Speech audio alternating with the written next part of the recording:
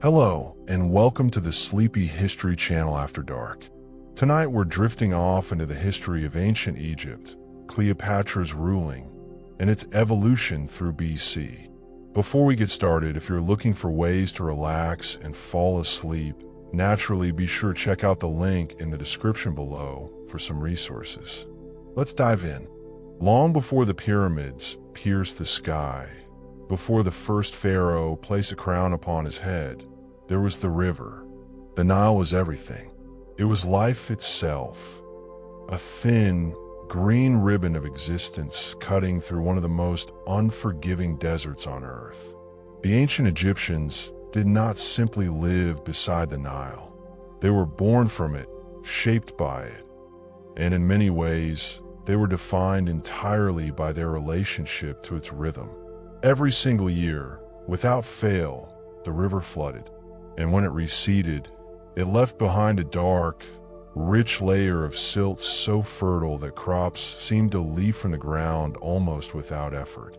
The Egyptians called this dark soil Kemet, the Black Land, and they called the surrounding desert Deshret, the Red Land. They live in the black.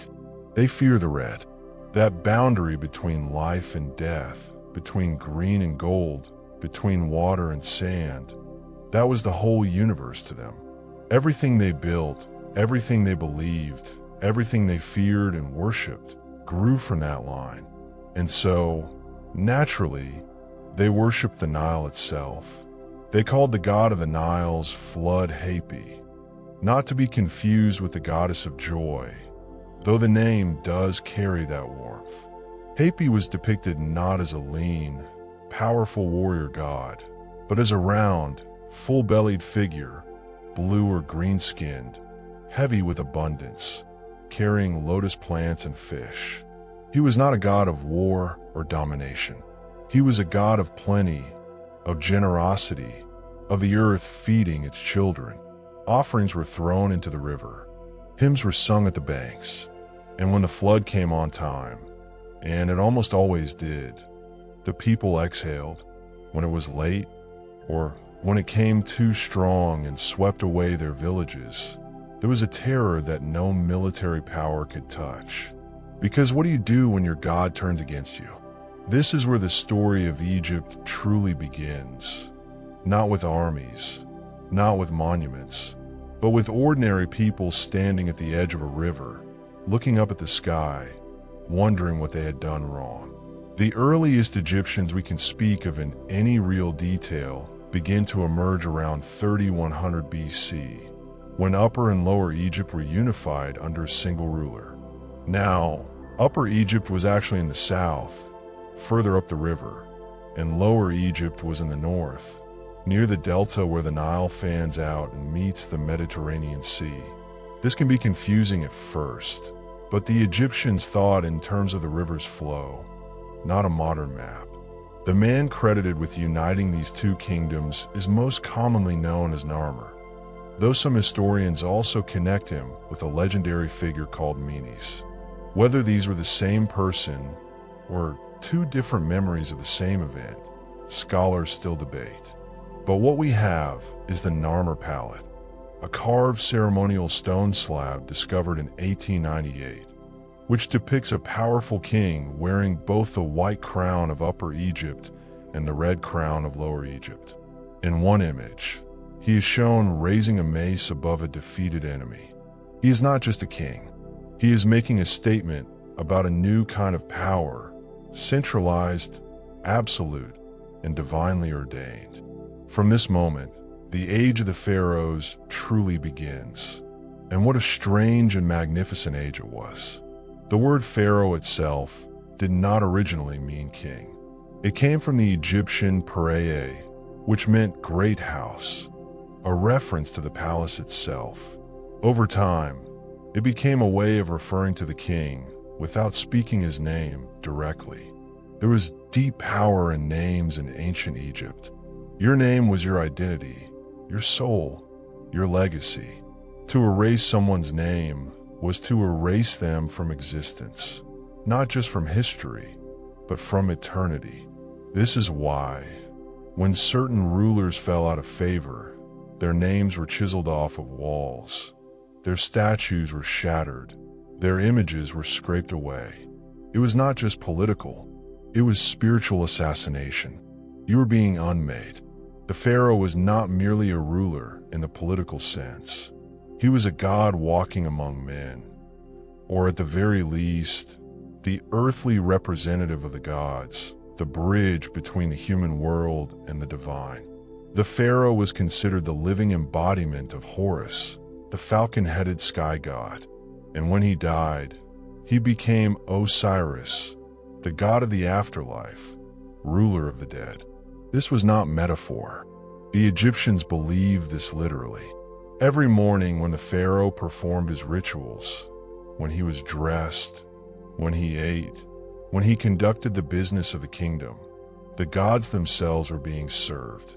The stability of the universe depended, at least in part, on the pharaoh getting it right. This idea had a name, Ma'at. Ma'at was truth, balance, order, justice, harmony. All of these things bundled into a single concept, a single goddess, depicted as a woman with a feather in her hair. The feather was her symbol, and it was that same feather that would be weighed against a person's heart in the hall of judgment after death. If your heart was lighter than the feather, pure, unburdened by wrongdoing, you passed into the afterlife. If it was heavy with sin, a terrifying creature called Ammit, part lion, part hippopotamus, part crocodile, would devour it, and you would simply cease to exist. No heaven, no second chances. Gone. But Ma'at was not only a personal moral standard, it was a cosmic one. The pharaoh's primary duty was to maintain Ma'at, to hold the order of the universe together. Wars, floods, famines, political chaos, all of these were signs that Ma'at was slipping. And if Ma'at slipped far enough, everything could unravel. The sun might not rise. The river might not flood. The dead might not rest.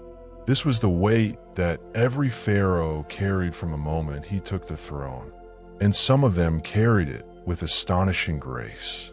Consider the world that the old kingdom pharaohs built, roughly 2686 to 2181 BC, the era we most commonly associate with the Great Pyramids.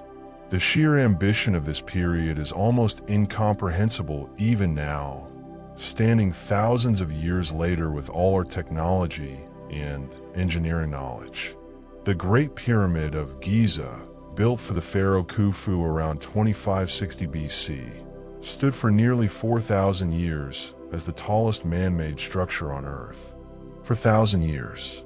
To put that in perspective, more time separates us from ancient Rome than separated ancient Rome from the building of that pyramid. Khufu's pyramid contains approximately 2.3 million stone blocks, some weighing up to 80 tons, fitted together with a precision that modern engineers still find extraordinary. The margin of error along the base is less than a single inch, and for a very long time, the story told about how this was built was one of slavery and suffering. Vast armies of conquered people, whipped and broken, hauling stone under a merciless sun. But archaeology has quietly dismantled that story.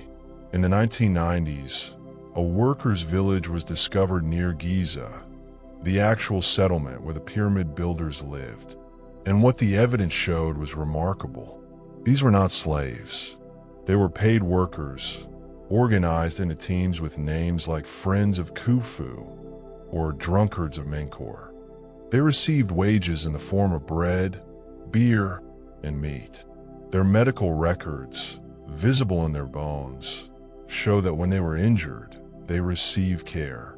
Amputations were performed and survived. Broken bones were set. These were people who were, in some sense, proud of what they were building. They were part of something larger than themselves. The pyramid was not just a tomb. It was a national project, an act of collective devotion to the idea of Egypt itself. This is the Egypt that most of us have glimpsed in textbooks and documentaries. golden, monumental, eternal. But the truth of ancient Egyptian society was far more layered and human than those golden images suggest. There were merchants and bakers and scribes. There were women who ran businesses and owned property, a remarkable thing in the ancient world. There were love poems written on papyrus, tender and aching, not so different from anything written today. There were workers who went on strike.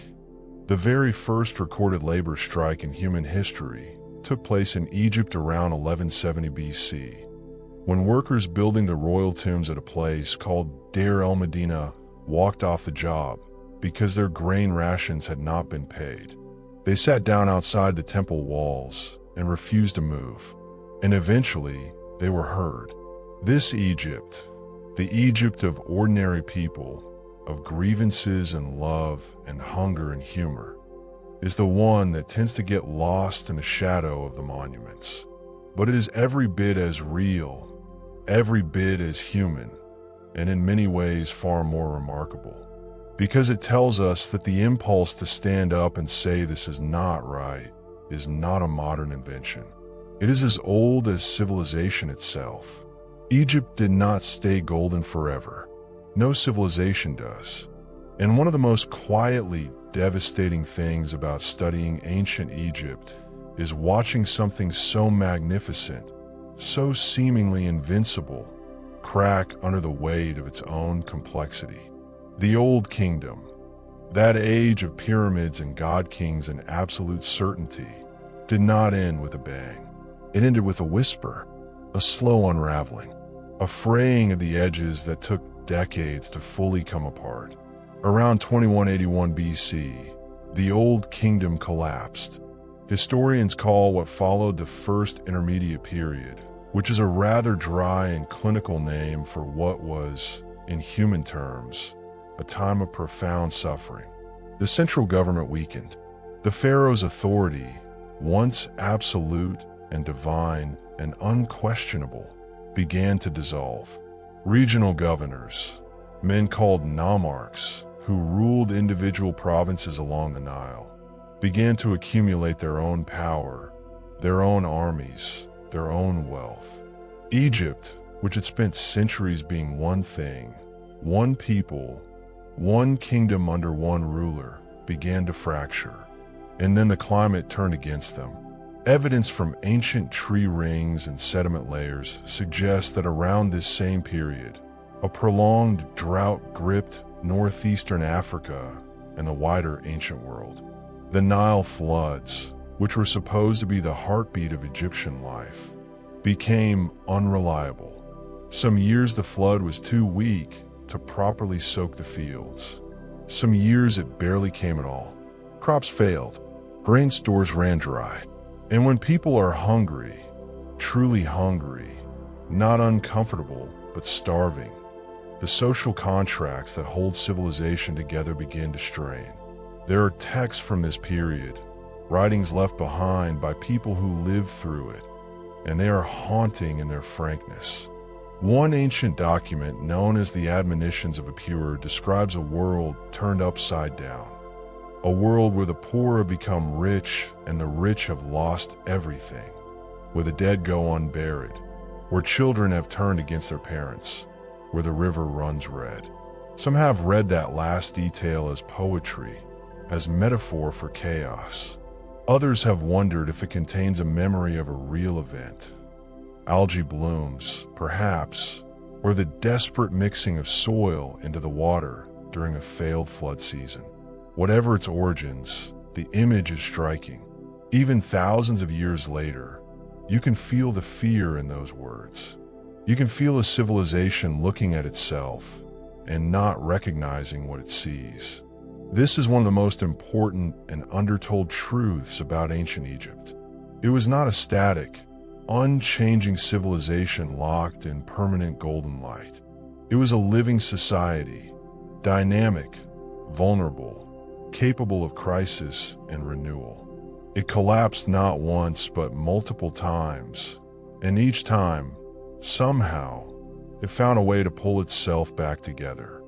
The Middle Kingdom, which followed around 2055 BC, was in many ways Egypt's most sophisticated and self-aware period.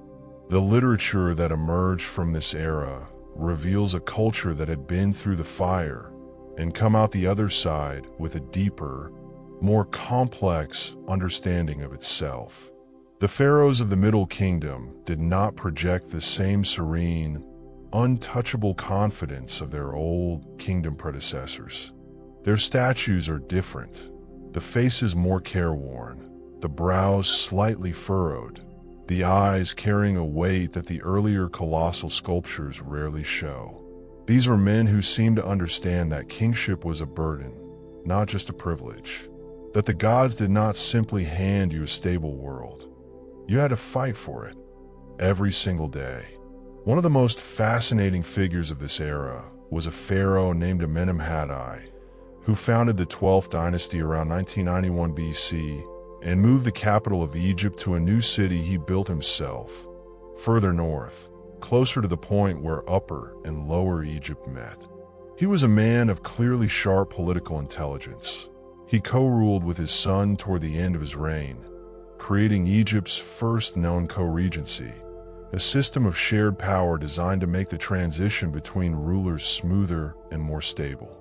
He had clearly thought carefully about what had caused Egypt to fracture before, and he was determined to prevent it from happening again. And yet, his reign ended in assassination.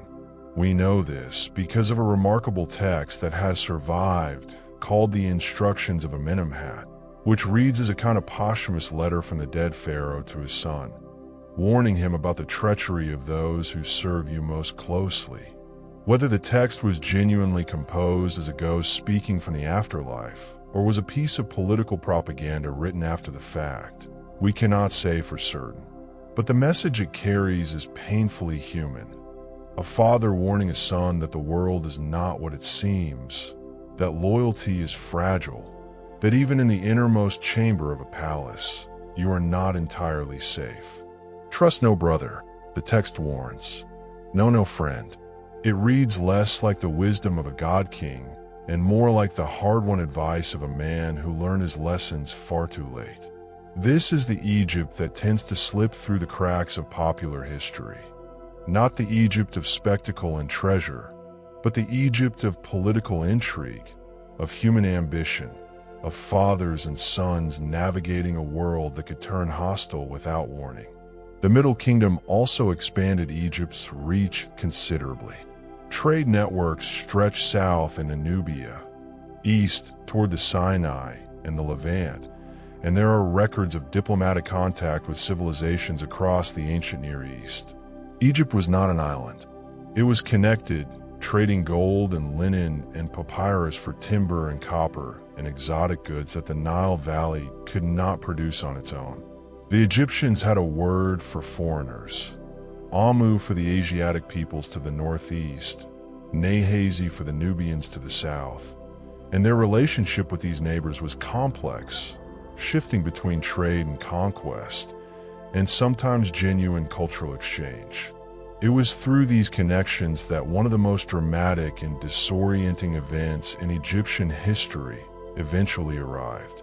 Around 1650 BC, a people known as the Hyksos, a name derived from an Egyptian phrase meaning roughly rulers of foreign lands, came to dominate the northeastern delta region of Egypt.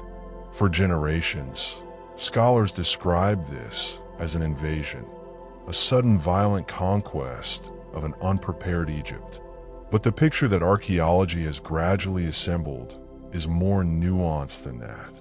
The Hyksos appear to have migrated into Egypt over a long period of time, settling in the delta, trading, integrating, and then gradually accumulating enough power to establish their own ruling dynasty. They were not, in other words, a screaming horde who appeared at the border one day. They were, in many ways, already there. But to the Egyptians, particularly to the royal families of the south, centered at the great city of Thebes, the Hyksos represented something deeply troubling. For the first time in their recorded history, Egypt was being ruled, at least in part, by people who were not Egyptian, people who had different customs, different gods, different ways of speaking. The theological and psychological weight of this was enormous. If the pharaoh was the earthly embodiment of the gods, what did it mean that a foreigner now sat on part of the throne? Was Maat broken? Had the gods abandoned their people? These were not abstract questions. They gnawed at the ruling families of Thebes, generation after generation, until finally a dynasty of warrior kings rose up and decided to do something about it. The campaign to drive out the Hyksos began in earnest with a pharaoh named Akhenaten, sometime around 1560 BC. What we know about him is limited, but what we have is visceral and remarkable. His mummy was discovered in the 19th century, and when examined, it revealed a man who died violently. Multiple severe head wounds consistent with battle axes of a kind used by the Hyksos. Whether he died in battle or was executed after a defeat or met some other terrible end, we cannot say with certainty. But his skull tells a story of a man who did not die peacefully in his bed. He died fighting. He died in the struggle his descendants would eventually win.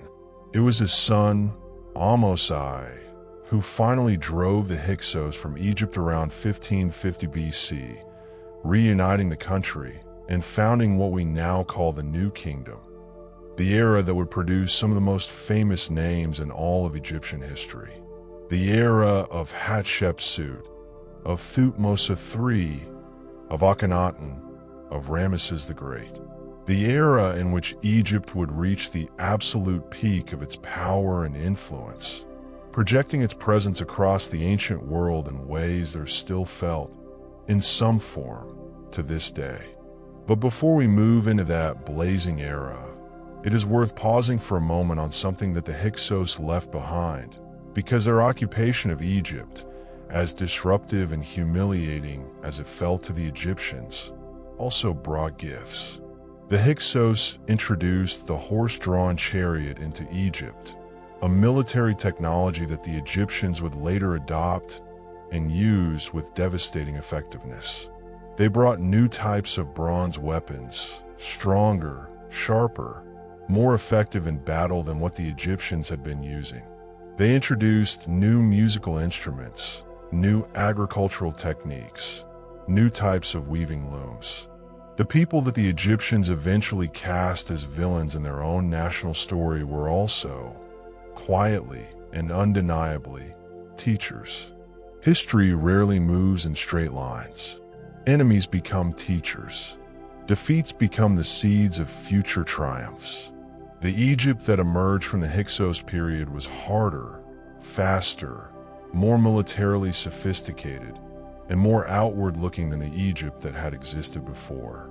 It had been broken open, and in being broken open, it had been changed in ways that would make everything that followed possible.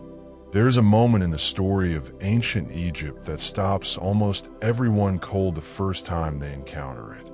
Not because it involves a battle, or a treasure, or a catastrophe, but because it involves a woman who ruled Egypt as pharaoh for over 20 years. Her name was Hatshepsut, and she is one of the most extraordinary human beings in the entire span of ancient history. Not just Egyptian history, all of it. And yet for thousands of years, she was almost entirely erased. Her name chiseled from walls, her statue smashed and buried, her image replaced with that of her successor. She was unmade in the most deliberate and thorough way that ancient Egypt knew how to unmake a person. And still, somehow, she survived, because the stones remembered, even when the people forgot. To understand Hatshepsut, you have to understand the world she was born into, the early New Kingdom, roughly 1500 BC, a time of expanding power and military ambition.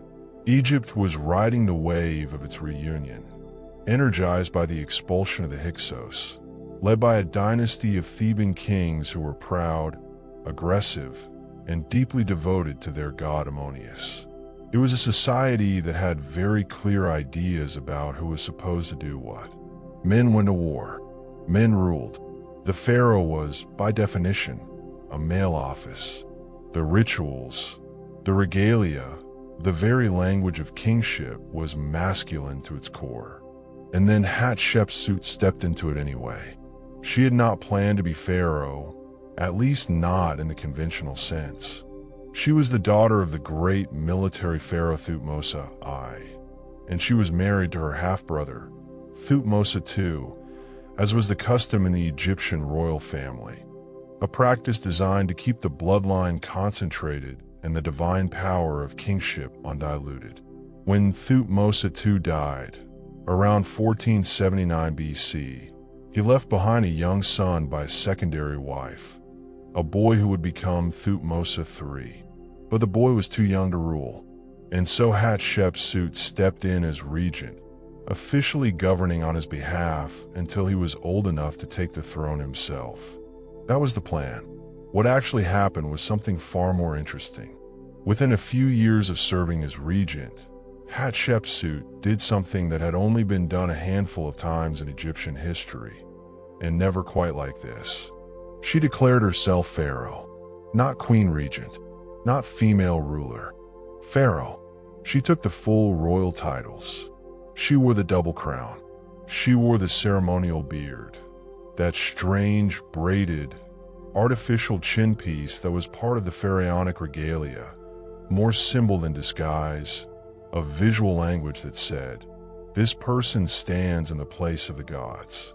In her statues, she is depicted as a man, or sometimes somewhere in between, the body of a woman, the dress of a king, the beard of a pharaoh. The Egyptians, it seems, did not have a ready-made visual vocabulary for what she was, so they invented one, and she ruled magnificently. Her reign was defined not by military conquest, though she conducted successful military campaigns when necessary, but by something arguably more lasting: trade, diplomacy, building. She dispatched a famous expedition to the land of Punt, a semi-legendary trading partner of Egypt, located somewhere along the coast of East Africa or the Arabian Peninsula.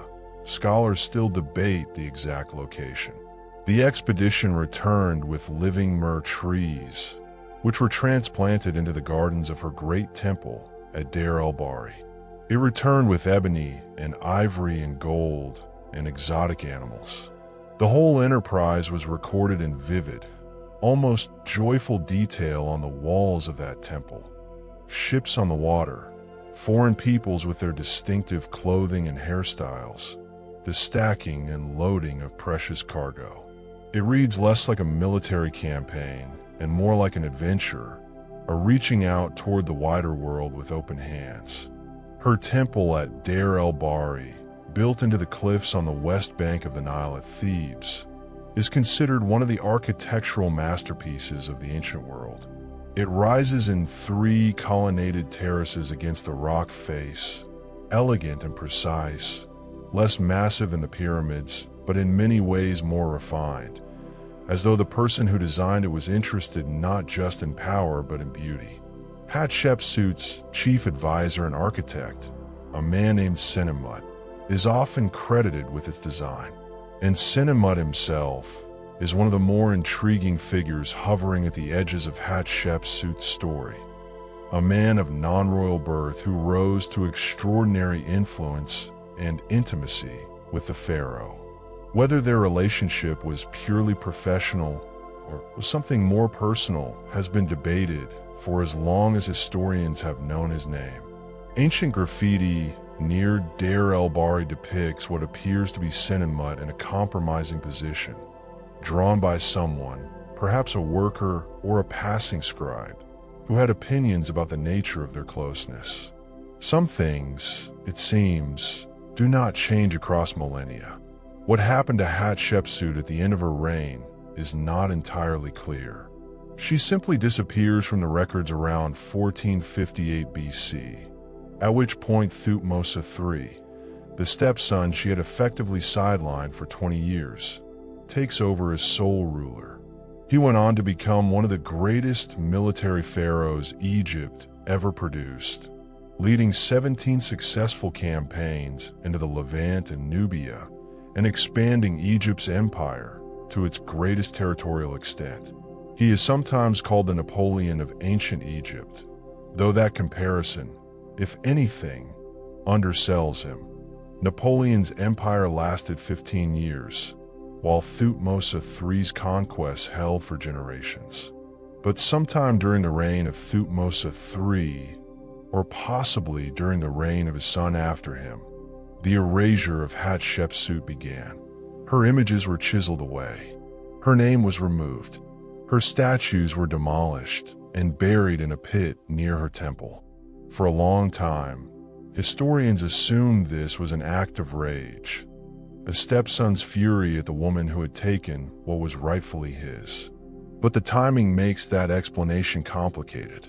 The erasure seems to have happened late in Thutmose III's reign, or even after his death, not in its early years when you might expect a newly empowered king to lash out. Some scholars now believe it may have been less about personal vengeance and more about political succession, an attempt to smooth the transition to the next generation by removing a precedent that a woman could rule, eliminating a complication in the official story of who was supposed to sit on the throne of Egypt and why. Whatever the reason, it very nearly worked. For over 3,000 years, Hatshepsut was gone. And then, in the 19th and 20th centuries, as Egyptologists began to piece together the fragments, the defaced inscriptions, the buried statues, the half-erased cartouches, she came back. Slowly, painstakingly, name by name and image by image, she was reassembled. In 2007, the identification of her mummy, recognized through a DNA match with her grandmother and a missing tooth that fit precisely into a box found in her tomb, felt like something close to a resurrection. After 3,000 years of silence, Hatshepsut had a face again. Her story does not stand alone. The new kingdom that she helped shape was full of remarkable individuals who bent the rules of their world in ways that still reverberate. Not far from Hatshepsut's era, in terms of the long sweep of Egyptian history, came a pharaoh who did something even more radical than a woman claiming the throne. He tried to dismantle the religion itself. His name, originally, was Amenhotep IV. He was the son of the prosperous and peaceable Amenhotep III, and he inherited a kingdom at the height of its wealth and power. The temples of Ammonius at Karnak were staggeringly rich. The priesthood of Ammonius had accumulated so much land, so much gold, so much political influence, that they had become almost a parallel power structure within Egypt, a shadow government cloaked in incense and ritual. This was not a new tension. The relationship between pharaonic authority and priestly power had always been complicated.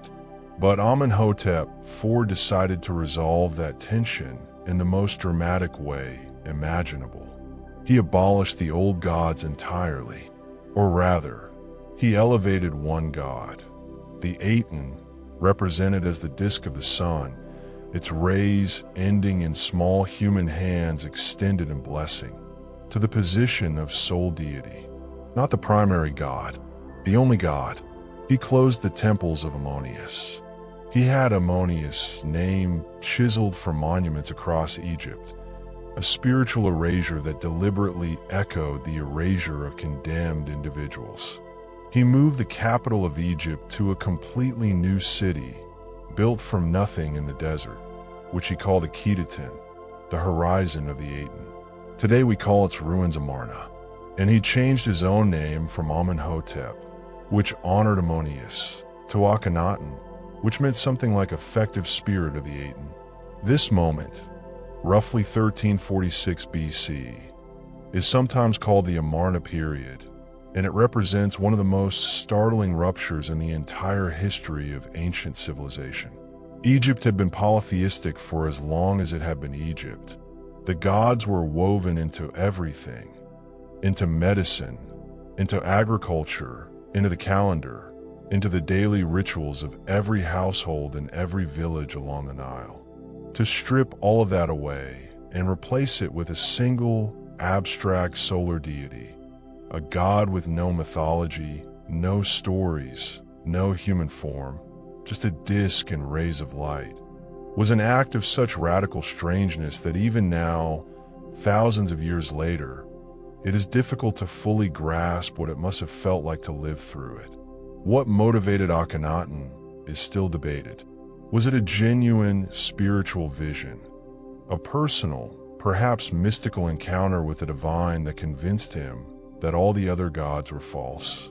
Was it political, a calculated power grab designed to break the stranglehold of the Ammonius priesthood by replacing their god with one whose worship the pharaoh alone could control? Was it both? Was it something else entirely? A mind that worked in ways that defy easy modern categorization? We cannot know for certain, but we have something from his reign that is genuinely extraordinary.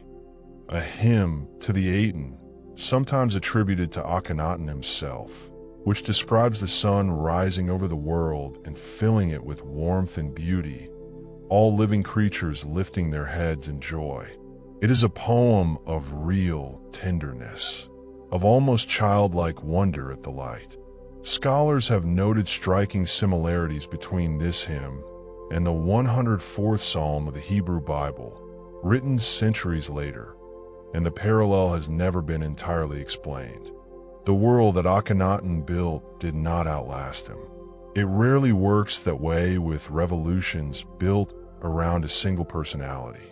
When the man at the center is gone, the thing he created tends to collapse back into whatever shape it held before, like water returning to its natural level.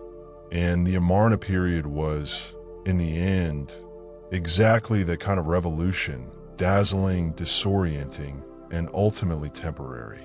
But the ripples it sent outward through time were anything but small.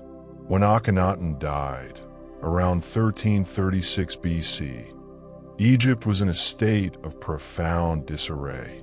The old temples had been closed for years. The priests of Ammonius had been stripped of their power and their income.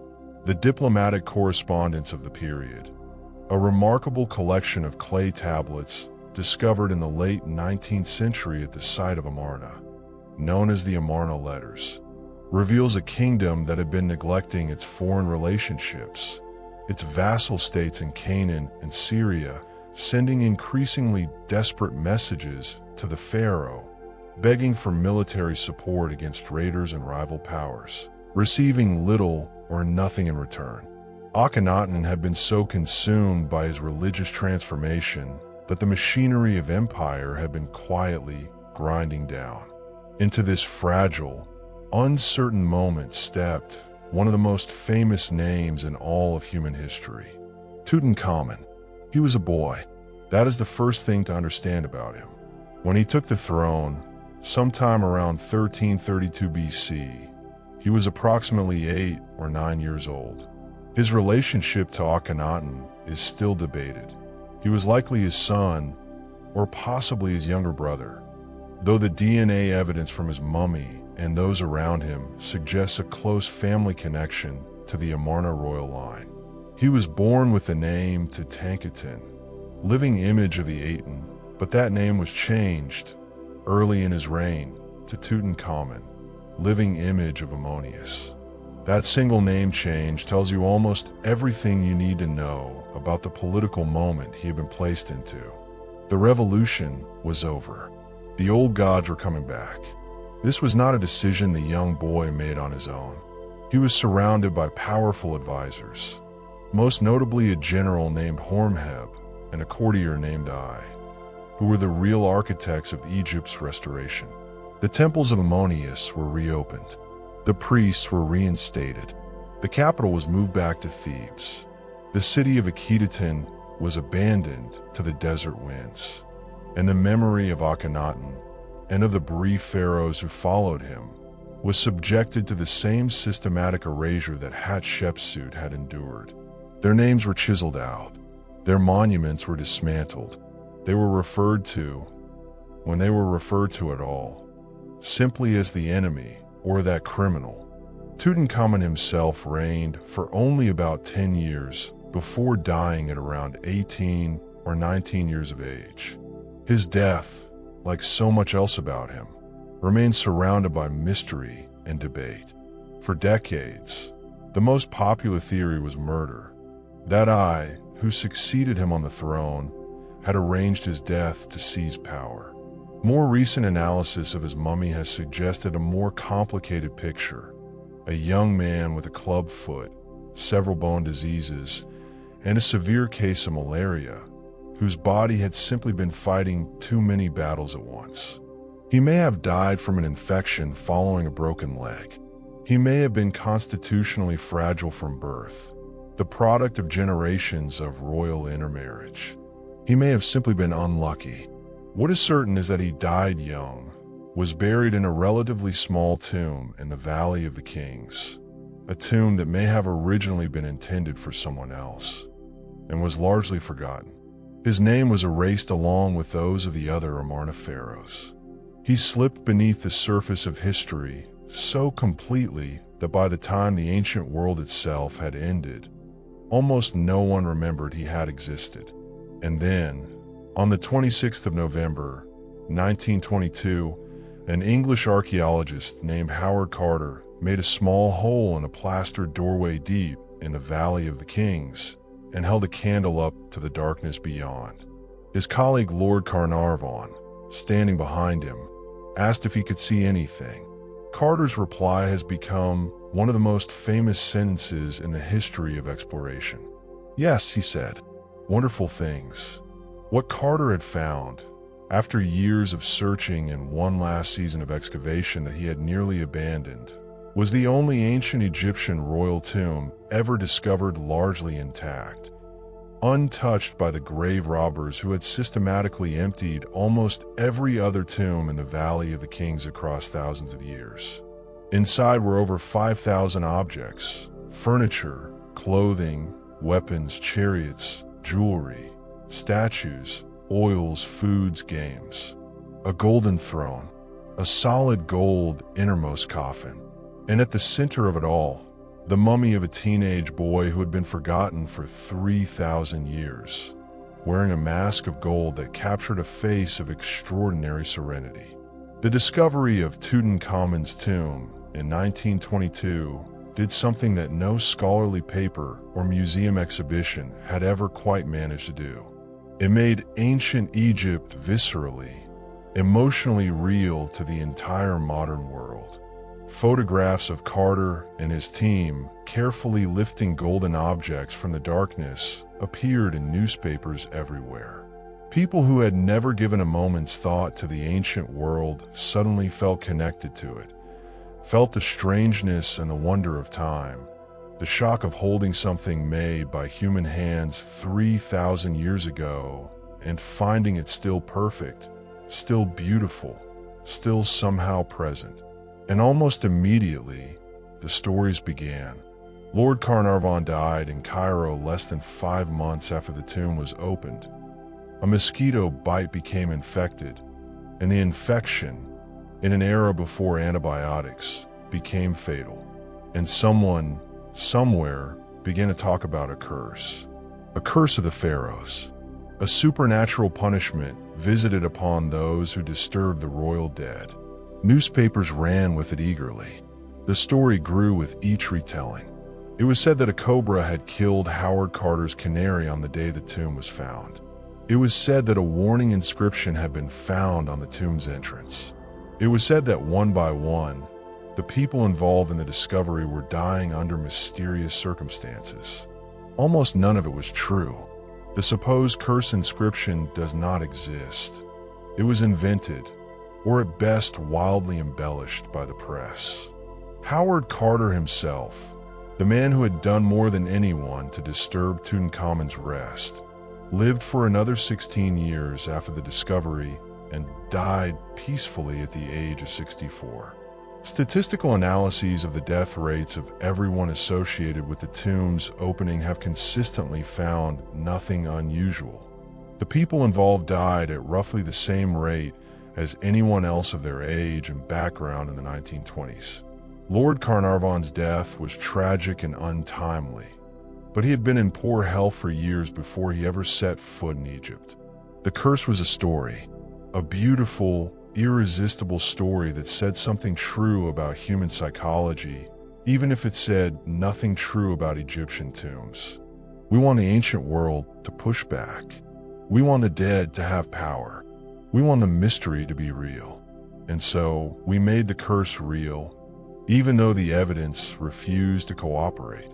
But here's what is genuinely mysterious, genuinely worth sitting with.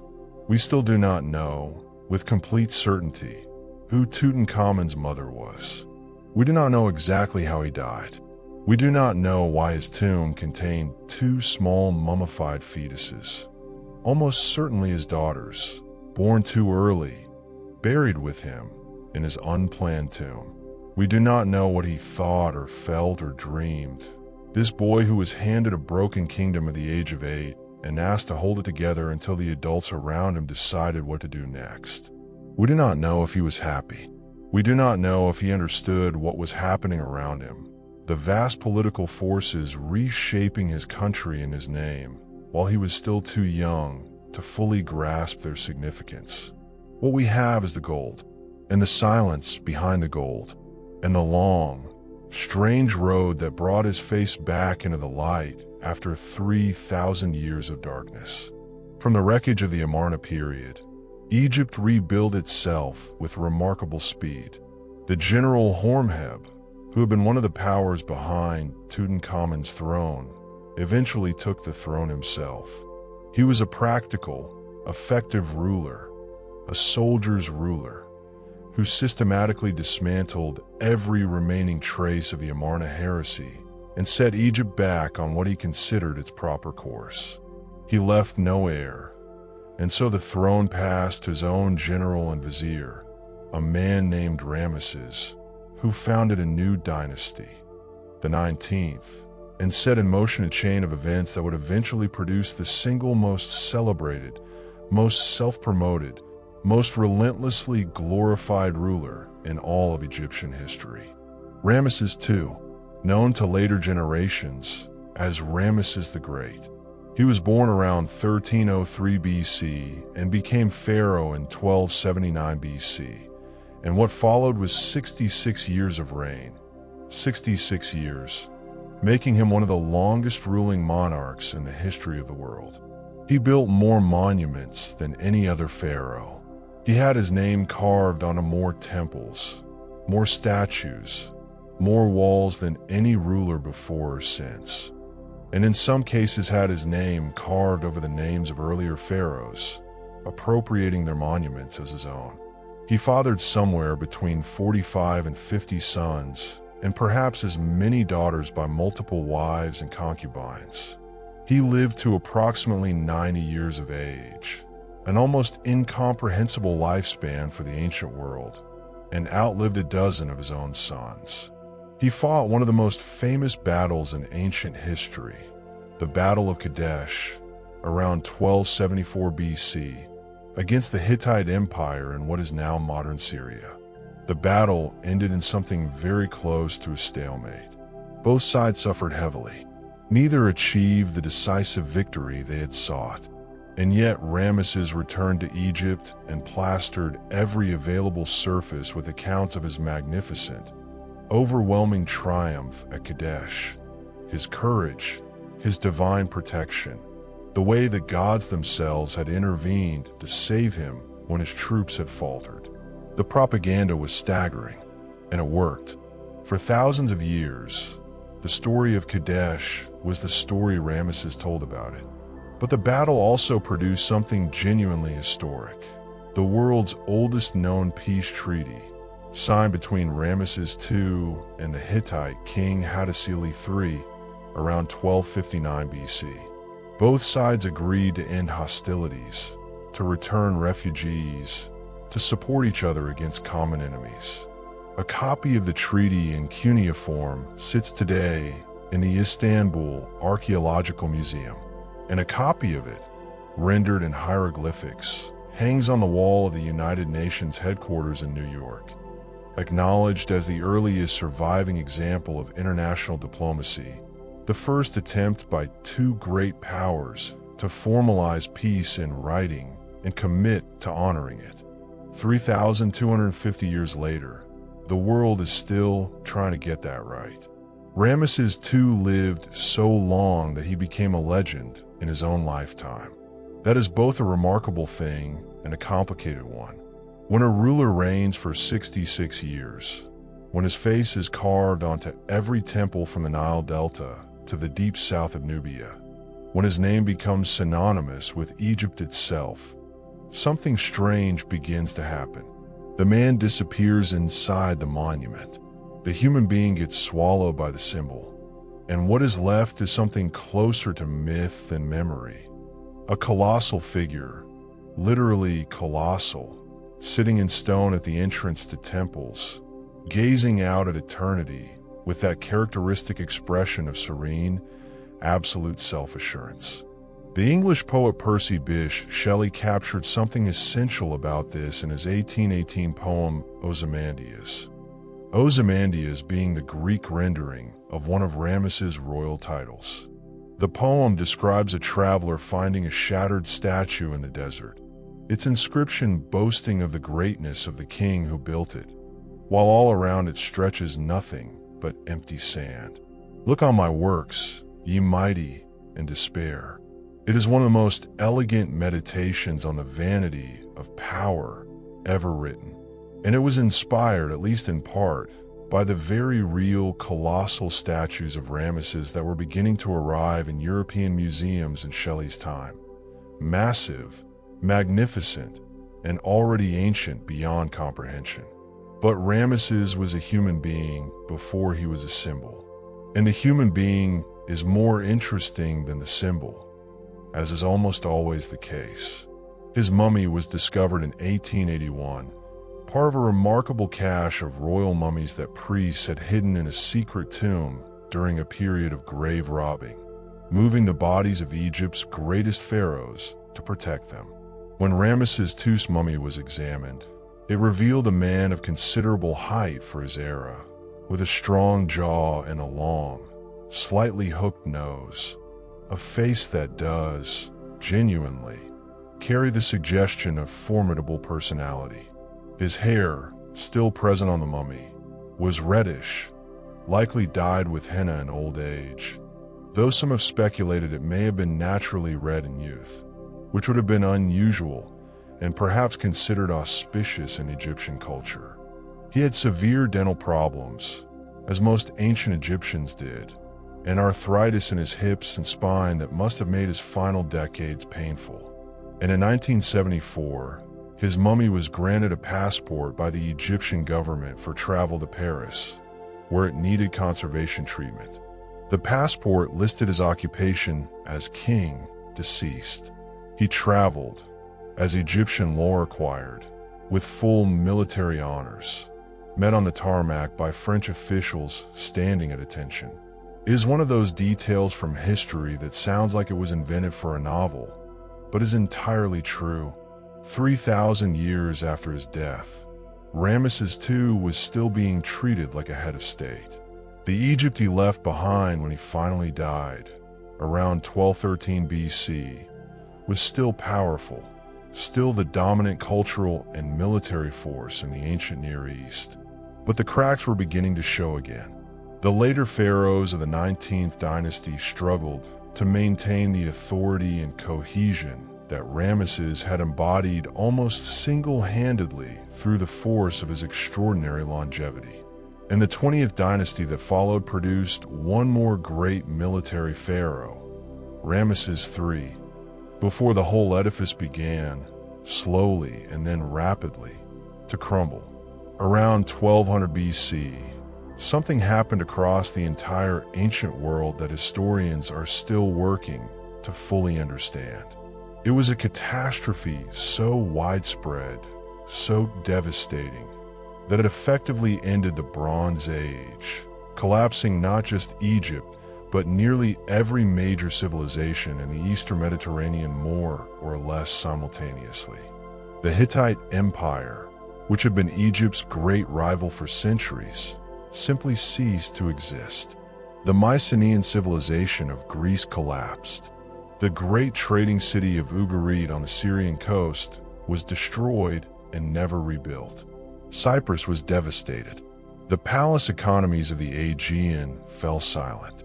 The cause, or more accurately the causes, because most historians now believe it was a perfect storm of interconnected disasters rather than any single event, included climate change, prolonged drought, disrupted trade networks, internal rebellions, and a mysterious group of raiders and migrants that the Egyptians called the Sea Peoples. Who exactly the Sea Peoples were remains one of the great unsolved puzzles of ancient history. They appear in Egyptian records as a terrifying, seemingly unstoppable force, coalition of different groups, some of whom may have been displaced from their own homelands by the same catastrophe they were now spreading to others.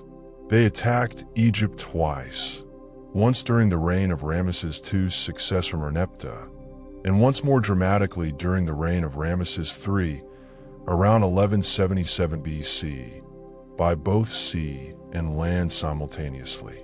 Ramesses III defeated them. The battle is recorded in vivid detail on the walls of his mortuary temple at Medinet Habu. Egyptian archers loosing volleys of arrows into crowded enemy ships, the sea filling with the dead. It is one of the most dramatic military records surviving from the ancient world. Egypt held, but just barely.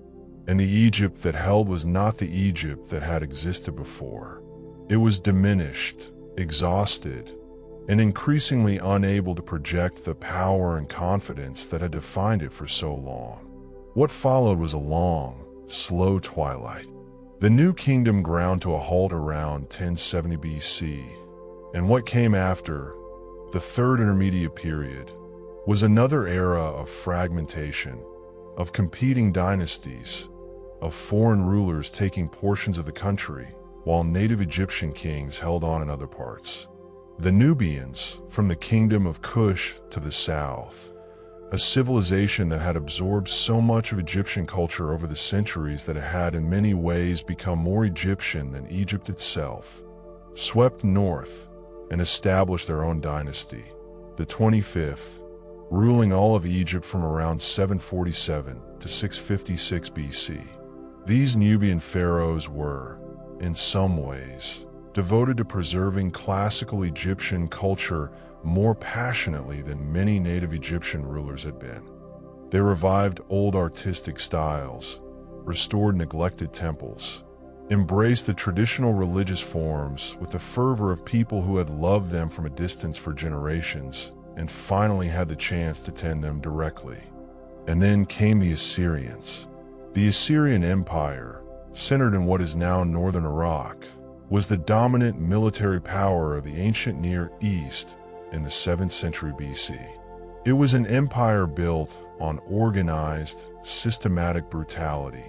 Its armies were disciplined, its siege warfare was sophisticated, and its reputation for ruthlessness was deliberately cultivated as a tool of psychological warfare. Cities that surrendered quickly were treated with relative leniency. Cities that resisted were destroyed with a thoroughness that was meant to send a message to everyone watching. When the Assyrians turned their attention to Egypt, the Nubian 25th dynasty fought back with courage but could not ultimately hold. By 663 BC, Assyrian forces had pushed all the way to Thebes, the ancient heart of Egyptian civilization, the city of Ammonius, the city of 100 gates, and sacked it. The sacking of Thebes reverberated across the ancient world. The Hebrew prophet Nahum referenced it as a byword for catastrophe. If Thebes could fall, what city was safe? For Egypt, it was a wound that cut to the very identity of the civilization. Thebes was not just a city. It was a symbol of everything Egypt believed about itself, its relationship with the gods, its eternal continuity, its place at the center of the ordered world. To see it looted and burned was to see something essential about Egypt's self-understanding shaken to its foundations. But Egypt endured, as it always had. A new native dynasty, the 26th, sometimes called the Sate period after its capital city of Sais in the Delta, emerged and drove out the Assyrians, or more accurately took advantage of the Assyrian Empire's own mounting internal problems to reassert Egyptian independence. This period, lasting from 664 to 525 BC, was in some ways a conscious and deliberate revival of classical Egyptian culture. Pharaohs looking back to the Old and Middle Kingdoms for inspiration, artists copying the styles of 1,000 years earlier, a civilization reaching into its own past for stability and identity in a world that felt increasingly unstable and strange. It was during this period, and the turbulent centuries that followed, that Egypt began to appear in the written records of other civilizations with increasing frequency, and not just as a distant, mythological place, but as a real political actor in a complicated world. The Hebrew Bible contains extensive references to Egypt throughout this era, as a place of bondage and liberation in the distant past, yes, but also as a present political reality, a powerful neighbor whose alliance was sometimes sought and sometimes feared by the smaller kingdoms of Canaan and Israel navigating the brutal politics of the ancient Near East. The story of the Exodus, the liberation of the Hebrew slave from Egypt under the leadership of Moses, is one of the most powerful and enduring narratives in all of human history. It has shaped Judaism, Christianity, and Islam. It has inspired liberation movements and political philosophies across thousands of years. And its relationship to the historical record of ancient Egypt is one of the most carefully examined and passionately debated questions in all of biblical archaeology. The honest answer is that the historical evidence for the Exodus, as described in the biblical text, has proven elusive. There is no Egyptian record of a mass departure of Hebrew slaves. There is no archaeological evidence of a large population of Semitic people living in the eastern delta in the numbers the biblical account describes. The 40 years of desert wandering have left no clear archaeological trace in the Sinai Peninsula. Egyptologists and archaeologists have debated these absences for generations, with some arguing that the story contains a historical kernel, perhaps a smaller group of Semitic workers who escaped from Egypt and whose story was later expanded into a national epic, and others arguing that the Exodus is primarily a theological narrative rather than a historical chronicle, true in its meaning even if not in its literal details.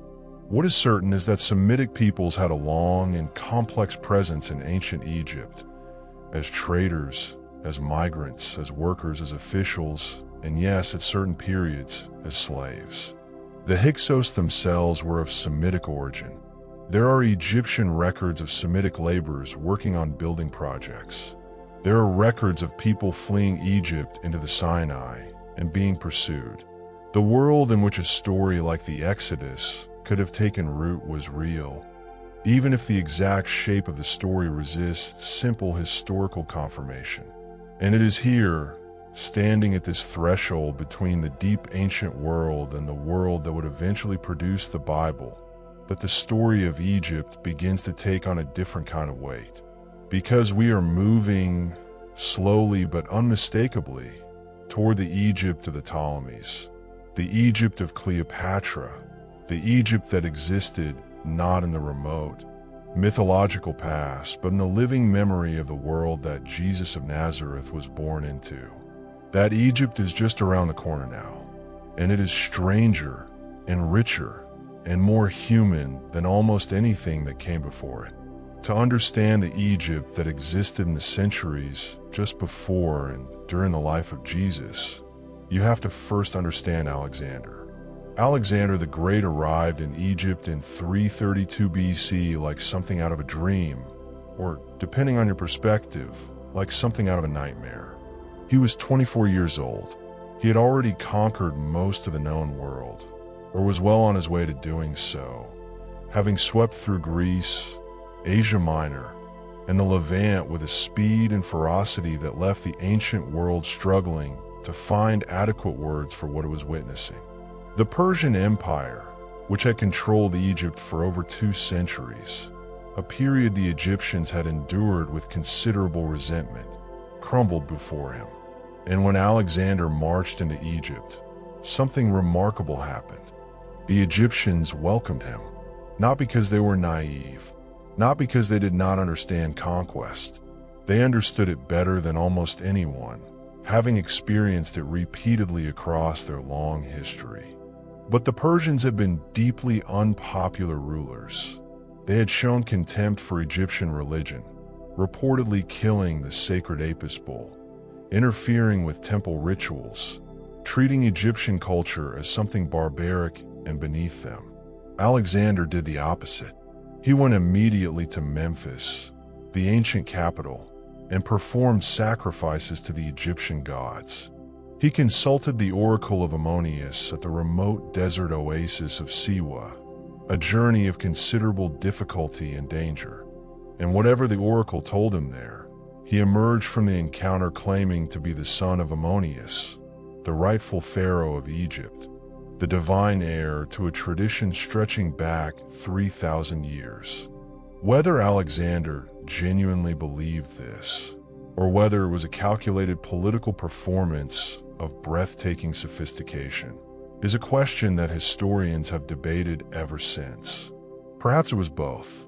Alexander was many things, and sincerity and strategy were not, for him, mutually exclusive. He founded a new city on the Mediterranean coast, Alexandria, laying out its streets himself, reportedly using grain to mark the lines because he had run out of chalk, and watching with satisfaction as birds descended to eat the grain, which his seers interpreted as an omen of the city's future greatness. Whether that story is literally true or has been polished by legend is uncertain. What is not uncertain is what Alexandria became.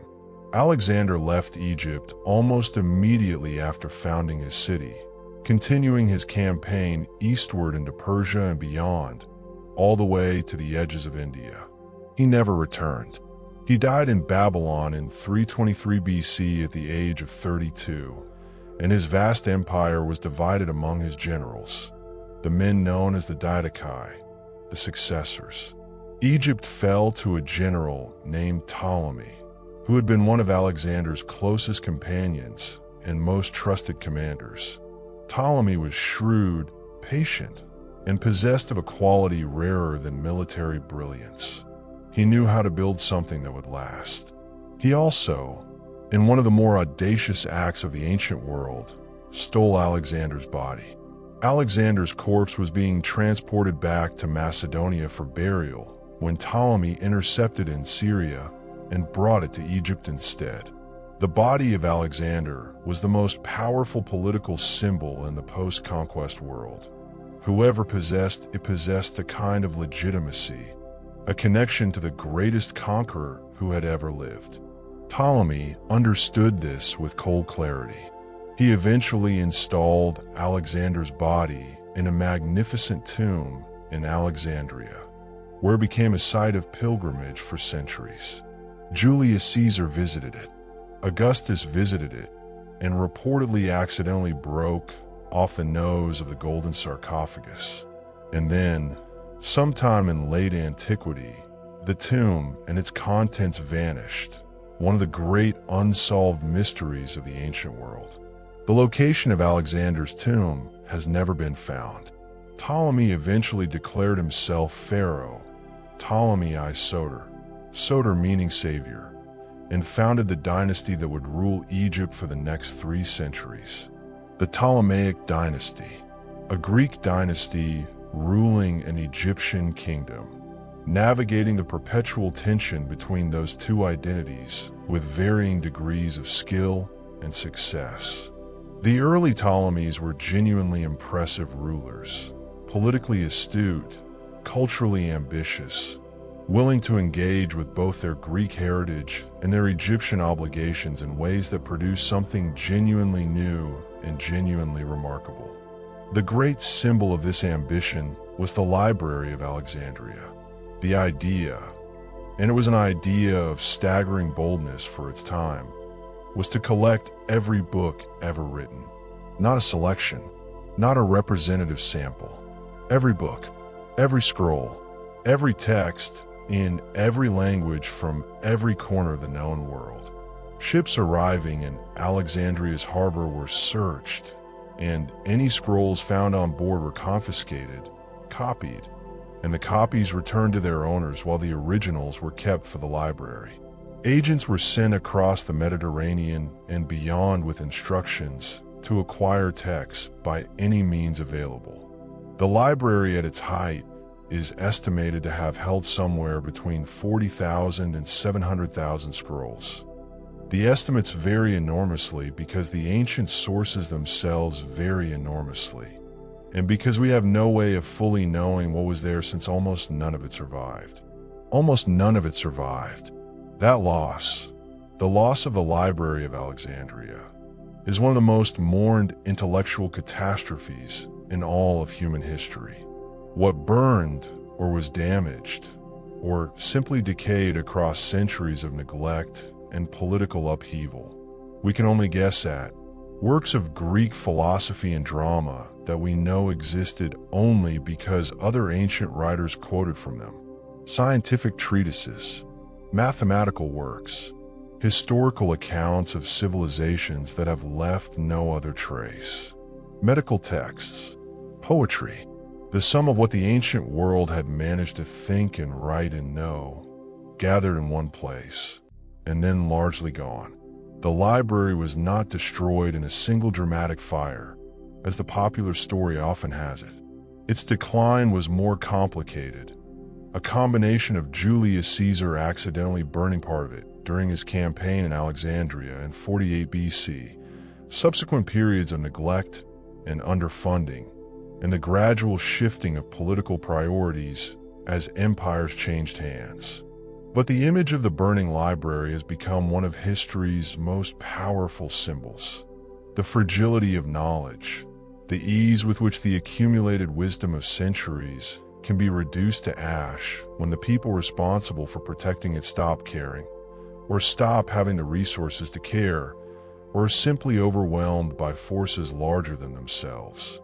Alongside the library, the Ptolemies built the Mouseion, the institution from which our word museum is derived, a kind of ancient research university where scholars from across the Mediterranean world were invited to live and work, their expenses paid by the royal treasury, free to think and write and argue and discover. At various points, the Mouseion hosted Euclid, who developed the foundations of geometry there. Archimedes visited and studied there. Eratosthenes, the librarian of Alexandria himself for a period, calculated the circumference of the earth there with remarkable accuracy, using nothing more than the angle of shadows in two different Egyptian cities at the same time of year. His answer was within a few percentage points of the correct figure. In the 3rd century BC, without a single piece of modern technology, this was the intellectual world that the Ptolemaic dynasty had created and sustained. A world in which the question of how large the earth was could be asked and answered by a man with a stick and a curious mind. But empires, even intellectually glorious ones, run on more than curiosity. They run on politics and money and military power and the management of competing interests. And the Ptolemaic dynasty, as it moved through its later generations, struggled increasingly with all of these things. The later Ptolemies were frequently less capable than their predecessors, prone to family violence, to political instability, to the corrosive effects of court intrigue, and sibling rivalry that the concentrated power of monarchy tends to produce over time. The family had a habit of killing each other that was, even by ancient standards, remarkable. Brothers murder brothers. Sisters conspired against sisters. Mothers poisoned sons. The very practice of sibling marriage that the Ptolemies had adopted from Egyptian royal tradition, partly as a political tool, partly as a way of concentrating royal blood, created family dynamics of Byzantine complexity and lethal tension. The throne of Egypt passed through coups and counter-coups, through regencies and exiles and assassinations, in ways that would have seemed melodramatic in a work of fiction. And yet, through all of this instability, Alexandria itself continued to flourish. The city had taken on a life of its own that transcended the competence or incompetence of whoever happened to be sitting on the throne at any given moment. It was by the 1st century BC the second largest city in the Roman world after Rome itself. A cosmopolitan, multilingual, astonishingly vibrant place where Greeks and Egyptians and Jews and Syrians and Persians and people from every corner of the Mediterranean lived and worked and argued and traded and worshipped in a density and diversity that the ancient world had rarely seen gathered in a single place. The Jewish community of Alexandria was particularly significant. Egyptian Jews had been present in the country since at least the 6th century BC, and under the Ptolemies they had grown into a substantial and culturally influential community. It was in Alexandria, sometime in the 3rd and 2nd centuries BC, that the Hebrew scriptures were translated into Greek, a translation known as the Septuagint, traditionally attributed to 72 Jewish scholars working in 72 days, though the reality was almost certainly a more gradual and collective process. The significance of this translation is difficult to overstate.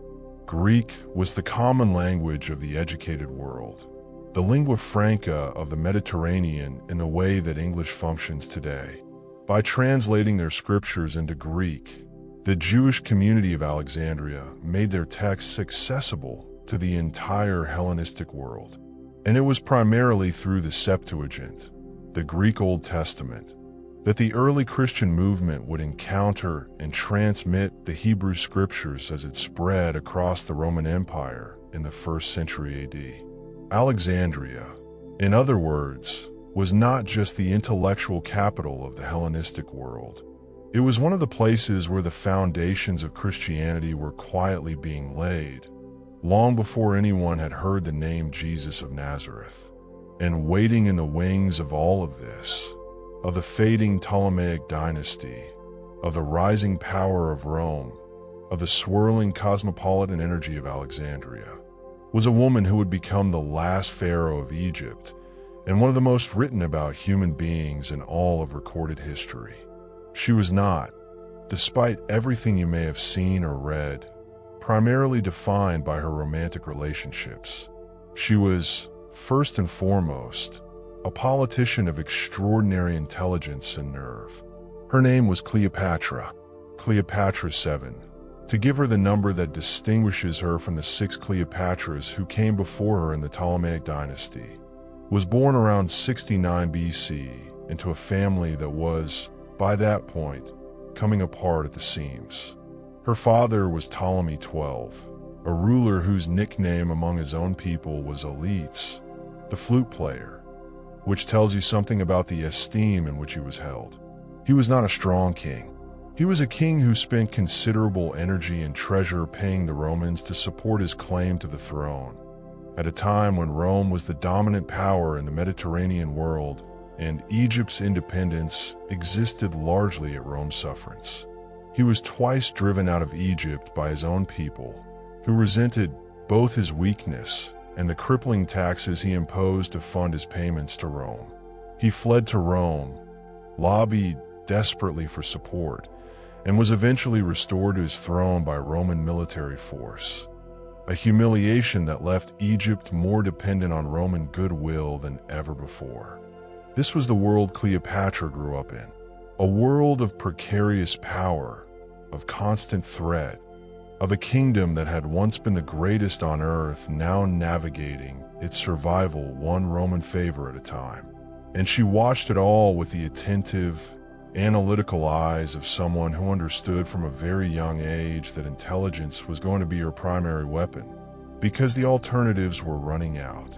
She was, by ancient accounts, extraordinarily well educated, which for a Ptolemaic ruler was not unusual, but the degree to which she pursued learning was remarkable even by those standards.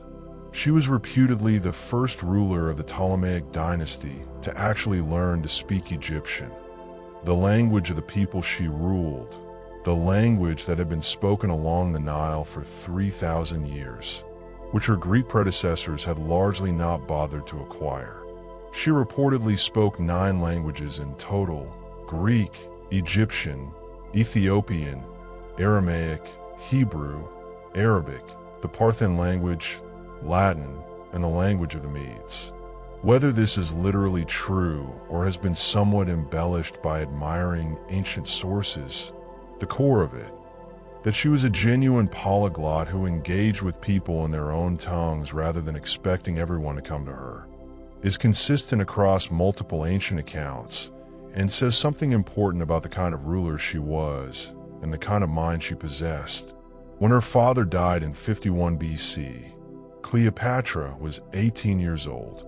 She inherited the throne jointly with her 10-year-old brother, Ptolemy XIII, as Egyptian custom and her father's were required. They were also, as Ptolemaic custom dictated, nominally married, a formality of dynastic tradition rather than any genuine domestic arrangement. And almost immediately, the tension between them, or more accurately between Cleopatra and the powerful court advisors who controlled her young brother and resented her independence and intelligence, began to build. Within 3 years, she had been driven out of Egypt.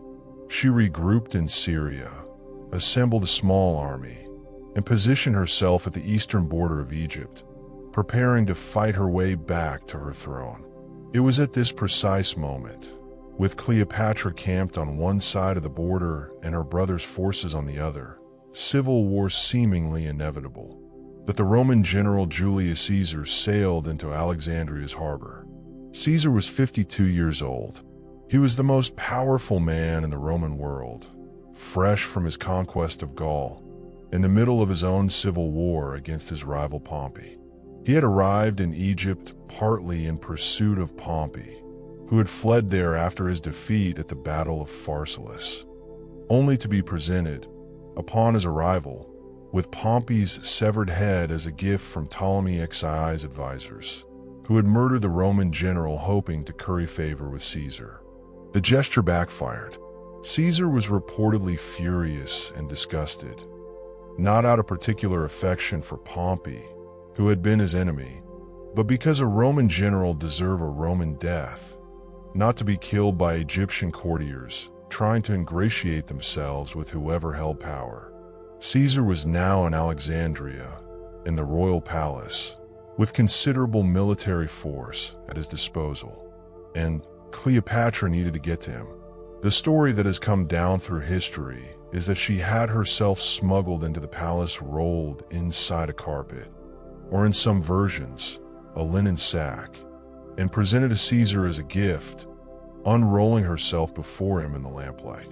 Whether this is literally true, romantically embellished, or entirely invented by later storytellers, it has survived for 2,000 years because it captures something true about the audacity of the woman, regardless of whether the specific detail is accurate. She found a way in. She always found a way in. What happened next changed the course of history. Caesar and Cleopatra became allies, then lovers.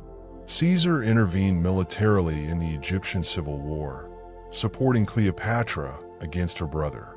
Ptolemy XIII died, drowned in the Nile, reportedly, while attempting to flee after his military defeat, the weight of his golden armor pulling him under. Cleopatra was restored to her throne, this time alongside her younger brother Ptolemy XIV, who was even less of a threat than his predecessor had been. She was queen of Egypt again, and she was carrying Caesar's child. The son born from this union was called Caesarion, Little Caesar, and his existence was one of the most politically explosive facts in the Mediterranean world. Caesar already had no legitimate male heir in Rome. Here, in Egypt, was a boy who carried his blood. Cleopatra brought Caesarion to Rome, where she lived in Caesar's villa across the Tiber for a period, a presence that made the Roman aristocracy deeply uncomfortable. This foreign queen with her Eastern customs and her suspiciously convenient son, her obvious intelligence, and her equally obvious ambition. Romans wrote about her with a mixture of fascination and hostility that tells you more about Roman anxieties than it does about Cleopatra herself.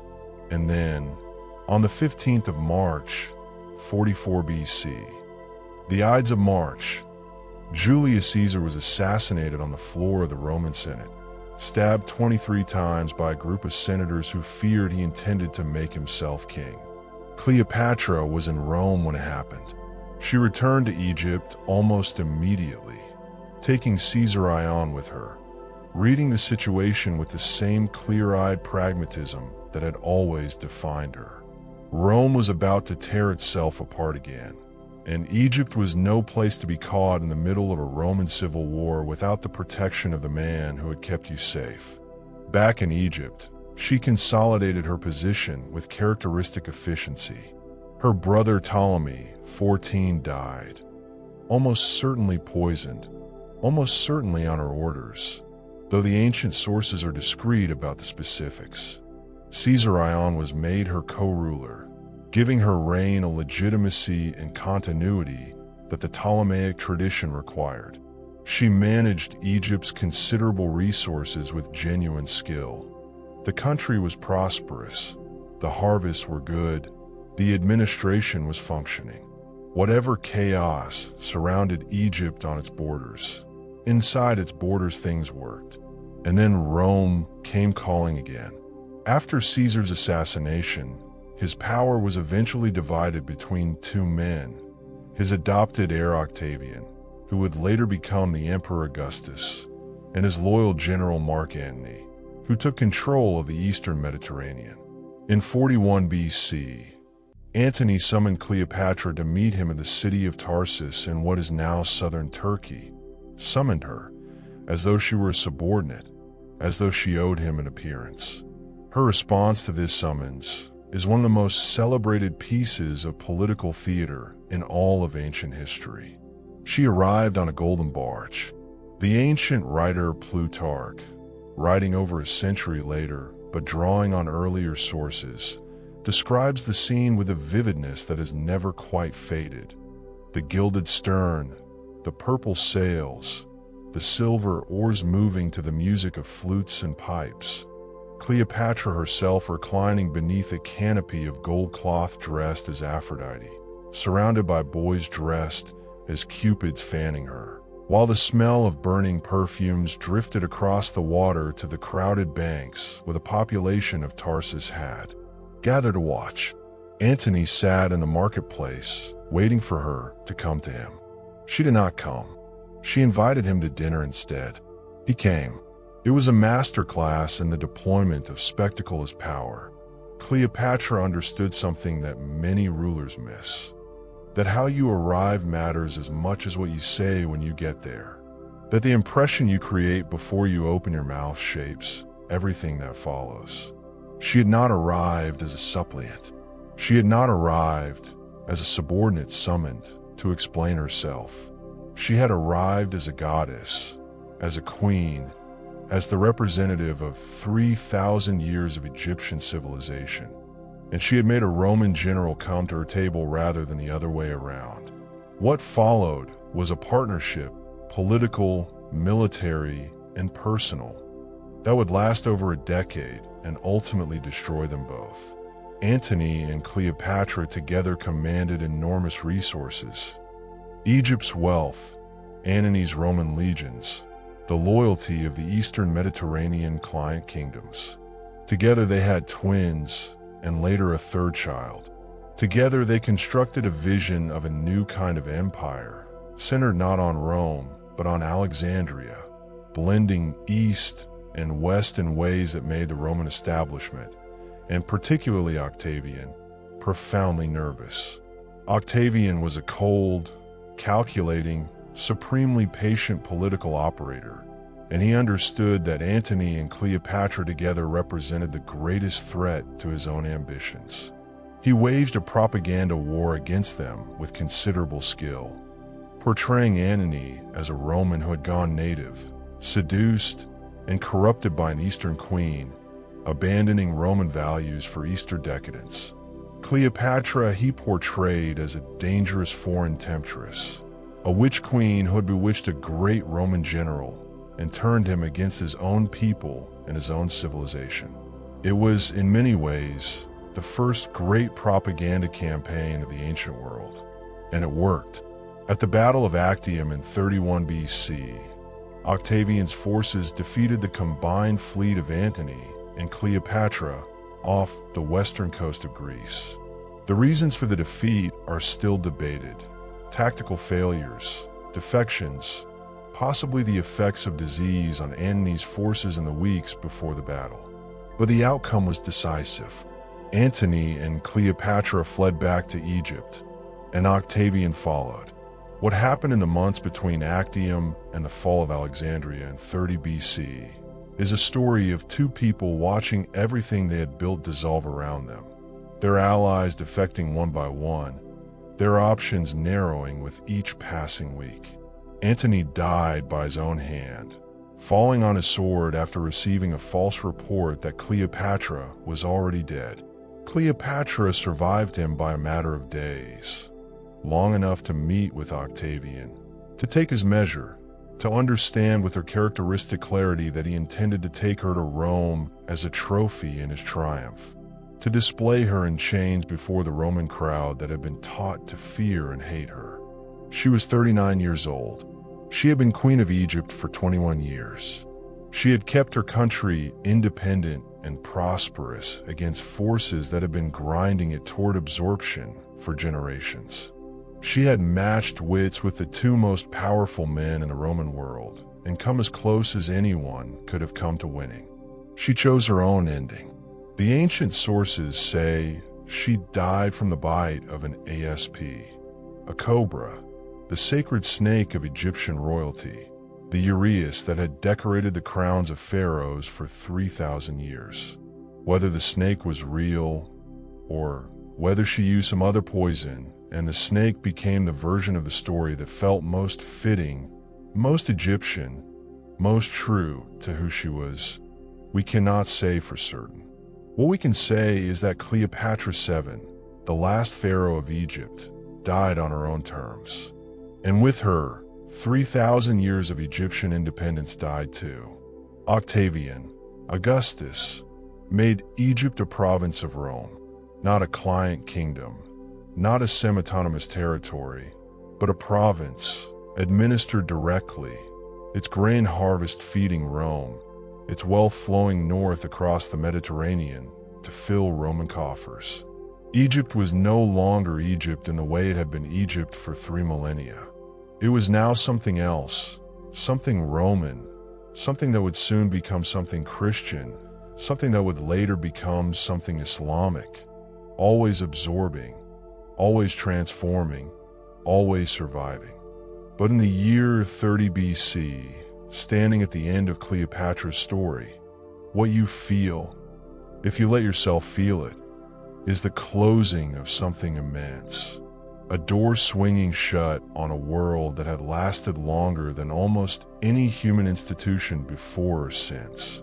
3,000 years of pharaohs, of gods and floods and pyramids and wars and love poems and labor strikes and plagues and revivals.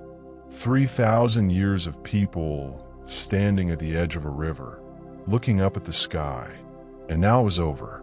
Egypt did not disappear when Cleopatra died. It transformed, as it had always transformed.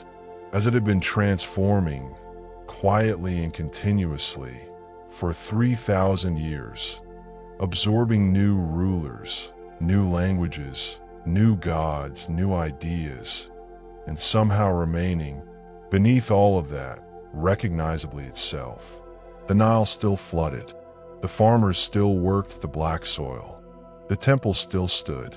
The priests still performed their rituals, at least for a while, in the old ways, in the old language, before the old gods. Life along the river continued with the same rhythms it had followed since before writing existed. But the world into which Egypt had now been absorbed was changing faster than any world that had come before it.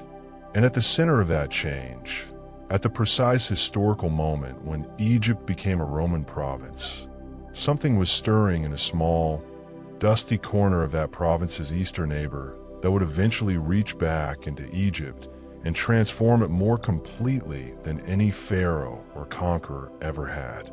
We are now in the world of the first century, the world of Augustus Caesar, of Roman roads and Roman law and Roman legions stretched across 3 continents.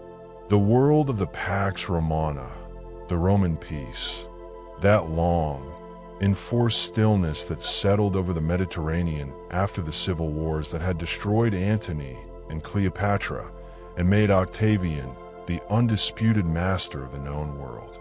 It was a peace maintained by overwhelming military force, by taxation, by the careful management of client kingdoms and local elites, by the projection of Roman power into every corner of every province. It was not a gentle peace, but it was, for a time, a real one.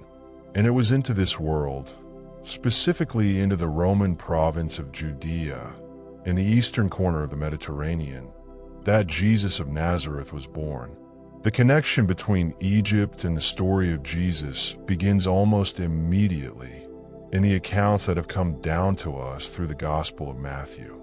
When the infant Jesus is threatened by the ruler Herod the Great, who, according to the Gospel account, ordered the killing of all male children under 2 years of age in and around Bethlehem, in an attempt to eliminate a perceived rival to his power, the family of Jesus fled. And where did they go? They went to Egypt. The flight into Egypt, as it has been called by Christian tradition across 2,000 years, is one of the most traveled stories in all of religious art and literature. Rembrandt painted it. Caravaggio painted it. It has been depicted in illuminated manuscripts, in cathedral windows, in mosaics, in sculpture, in thousands of artistic works across every century of the Christian era. Mary and Joseph and the infant Jesus traveling south and west into the ancient land that had loomed so large in the story of their own people. The land of the Exodus, the land of bondage and liberation, the land where their ancestors had cried out to God and been heard. The historical details surrounding this account are, as with much of the early life of Jesus, difficult to verify through independent sources. The census that brought Mary and Joseph to Bethlehem, the star that guided the Magi, the massacre of the innocents ordered by Herod. These events have been examined by historians and archaeologists with great care, and the picture that emerges is complicated. What is clear is that Herod the Great was a real historical figure, one of the most fascinating and disturbing rulers of the ancient world, and that the Egypt the Holy Family would have fled into was a real, specific, historically knowable place. Herod the Great deserves a moment of attention on his own terms, because he is one of those historical figures who has been so thoroughly filtered through the lens of a single story, the massacre of the innocents, that the fuller, stranger, more complicated reality of who he was tends to get lost. He was appointed king of Judea by the Roman Senate in 37 BC, with the military backing of Mark Antony, the same Mark Antony who was, at that very moment, building his alliance with Cleopatra. Herod's reign overlapped almost exactly with the final years of the Ptolemaic dynasty and the beginning of Roman Egypt. He was, In political terms, a Roman client king, a local ruler maintained in power by Roman support in exchange for loyalty, tax revenue, and the management of a strategically important and perpetually restless region. And he built magnificently, obsessively, on a scale that rivaled anything produced by the great pharaohs. He rebuilt the temple in Jerusalem, the Second Temple, expanding and glorifying it into one of the architectural wonders of the ancient world. The platform he constructed to support it, the Temple Mount, still exists today, its massive stones a testament to the engineering ambition of his reign. He built the fortress of Masada on a sheer rock overlooking the Dead Sea, a palace fortress of extraordinary sophistication, with bathhouses and mosaic floors, and cisterns capable of storing enough water to survive a prolonged siege. He built the port city of Caesarea Maritima, complete with an artificial harbor of Roman concrete, one of the engineering marvels of the ancient world, constructed by sinking massive wooden forms filled with pozzolana cement into the sea, creating a harbor where no natural harbor existed. He was also, by the end of his life, a man consumed by paranoia so severe that it crossed into something that today we might recognize as madness. He executed his own sons. He executed his beloved wife Miriam, and then, according to the ancient historian Josephus, was so stricken with grief at what he had done that he called out her name in his sleep and ordered his servants to summon her, as though he had forgotten she was dead. His mental and physical deterioration in his final years was severe and well documented. The ancient sources describe a man eaten alive by disease and by the demons of his own making, surrounded by the bodies of people he had loved and destroyed, trusted and murdered. He died in 4 BC, which creates the historical puzzle that the Jesus of the Gospel account, born during Herod's reign, must therefore have been born at least 4 years before the year we call the first year of the Christian era. The calendar we use, established by a 6th century monk named Dionysius Exiguus, who was attempting to calculate the birth year of Jesus, was simply miscalculated. The error was discovered later, but by then the calendar had become too entrenched to correct. Jesus of Nazareth was almost certainly born somewhere between 6 and 4 BC, by our own reckoning. Born, in other words, before Christ, according to the system designed to place his birth at the center of human time. This kind of detail matters not because it undermines anything essential about the story, but because it reminds us that the world Jesus was born into was a specific, historical, messy, complicated world. Not a timeless backdrop painted in gold and blue, but a real place with real politics and real violence and real human beings making desperate decisions under impossible pressures. The Egypt that the Holy Family fled into was the Egypt of the very early Roman period, a province less than 30 years old at the time of Jesus' birth, still adjusting to its new reality, still processing the loss of its independence, still home to its ancient temples and its ancient gods and its enormous, cosmopolitan, intellectually vibrant Jewish community centered in Alexandria. The Egyptian Jewish community would have provided a natural network of support for a Jewish family arriving from Judea, a community of people who spoke the same religious language, who observed the same laws, who would have understood without explanation the circumstances that had driven them south. The Egyptian Christian tradition holds that the Holy Family traveled extensively within Egypt during their time there, that they visited specific towns and villages, drank from specific wells, sheltered in specific caves. The Coptic Orthodox Church, which traces its foundation to the evangelist Mark and considers itself the direct heir of the earliest Egyptian Christian community, maintains a detailed account of the family's journey that has been venerated for nearly 2,000 years. Whatever the precise historical details, The tradition speaks to something real, the deep, early connection between Egypt and the emerging Christian story, a connection that would only deepen in the centuries that followed. Because Egypt was not merely a place Jesus passed through as an infant. It was one of the places where Christianity took its earliest and deepest root. Alexandria, that magnificent cosmopolitan, intellectually restless city built by a Greek conqueror on the edge of an African desert, became one of the most important centers of early Christian thought in the entire ancient world. The catechetical school of Alexandria, traditionally said to have been founded by the evangelist Mark in the 1st century AD, became a crucible of Christian theology, a place where the faith encountered Greek philosophy, Jewish scripture, Egyptian religious tradition, and the full intellectual heritage of the ancient world, and where thinkers of extraordinary ability worked to understand what Christianity meant, what it required, and how it related to everything that had come before it.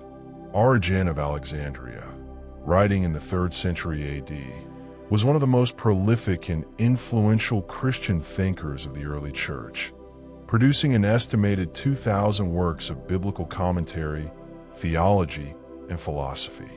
Athanasius of Alexandria, in the 4th century, was the figure most responsible for the formulation and defense of the doctrine of the Trinity as it was established at the Council of Nicaea in 325 AD, fighting so tenaciously against the Arian heresy that his opponents had him exiled 5 times, giving rise to the phrase that has echoed through church history ever since: Athanasius contra mundum.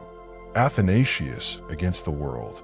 The Egyptian desert, in these same centuries, was giving birth to something else entirely, something that would reshape not just Christianity, but the entire Western spiritual tradition. In the vast, silent, burning emptiness of the Egyptian wilderness, men and women began deliberately withdrawing from society to live lives of prayer, fasting, and contemplation. These were the desert fathers and mothers, the earliest Christian monastics, the founders of a tradition of communal religious life that would eventually produce the great monasteries of medieval Europe, the Benedictine rule, the entire tradition of organized religious community that shaped Western civilization for 1,000 years. Anthony the Great, not to be confused with Mark Antony, withdrew into the Egyptian desert around 270 AD and lived there for decades, his reputation for holiness drawing disciples from across the Christian world who came to sit at his feet and learn what it meant to live entirely for God. His biography, written by Athanasius, became one of the most widely read books in the early Christian world, a template for what radical spiritual commitment could look like, read and reread by people from Roman Britain to the edges of Persia.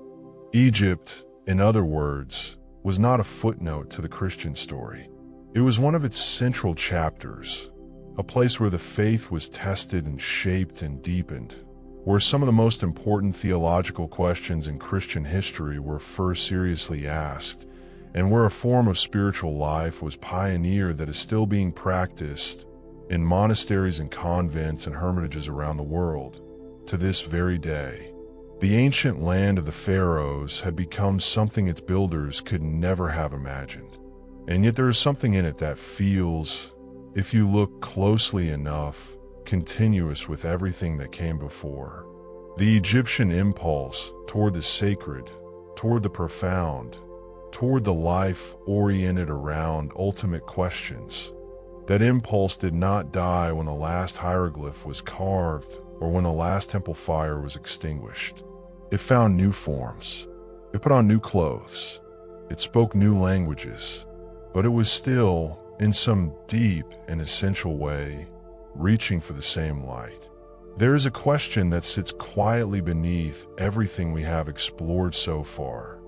Beneath the pyramids and the pharaohs, beneath Cleopatra's golden barge and the burning library, beneath the flight into Egypt and the desert monks reaching toward God in the silence of the wilderness.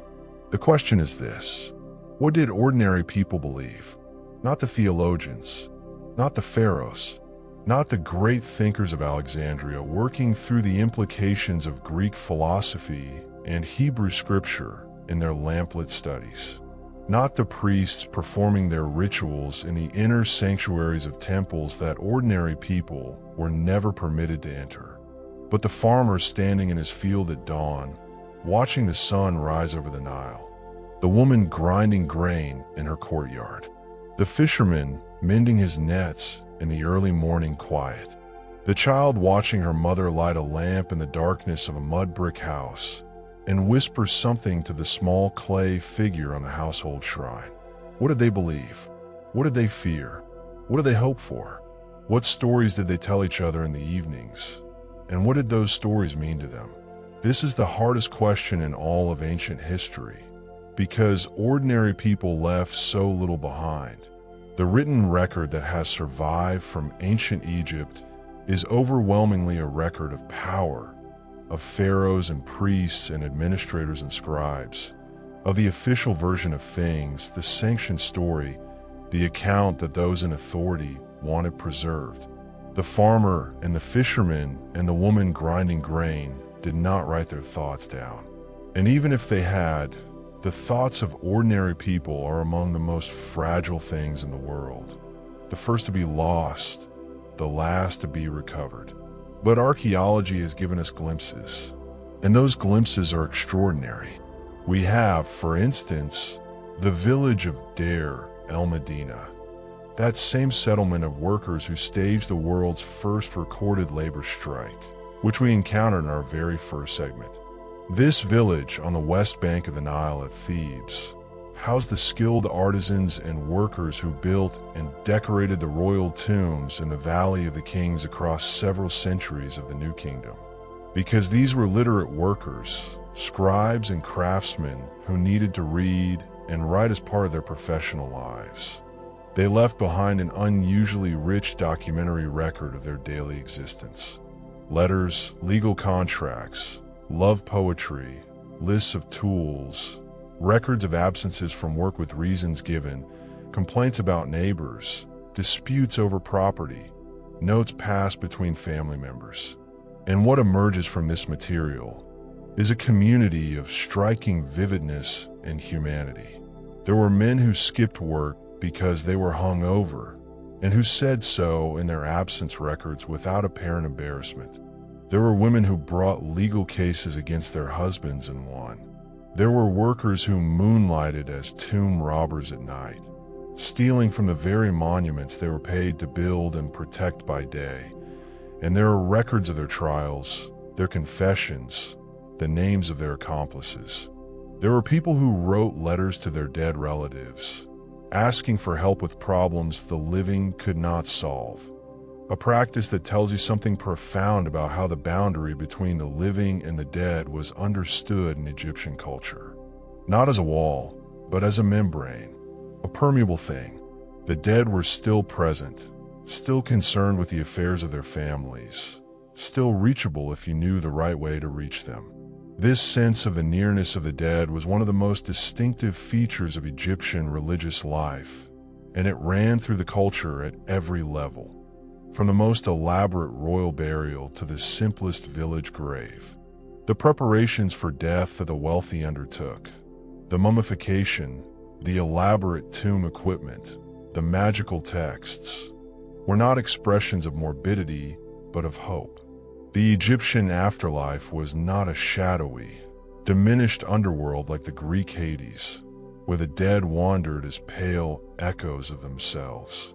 It was, in Egyptian understanding, a continuation, a fuller, richer version of life along the Nile, where you would farm good land and sail on bright water and be reunited with everyone you had loved and lost. The word for this paradise was Aru, the field of reeds, and the desire to reach it shaped Egyptian life from beginning to end. But getting there was not simple. The journey through the underworld, the do-it, was long and dangerous, full of obstacles and threatening beings that had to be navigated with the right knowledge and the right words. This is why the Egyptians developed what we commonly call the Book of the Dead, though its actual ancient title translates more accurately as the Book of Coming Forth by Day. It was a collection of spells, prayers, and instructions designed to guide the deceased through the dangers of the underworld and bring them safely into the presence of Osiris for the weighing of the heart. It was not a single fixed text, but a flexible collection. Families would commission versions tailored to their specific needs and means, with wealthier families able to afford more spells and more elaborate illustrations.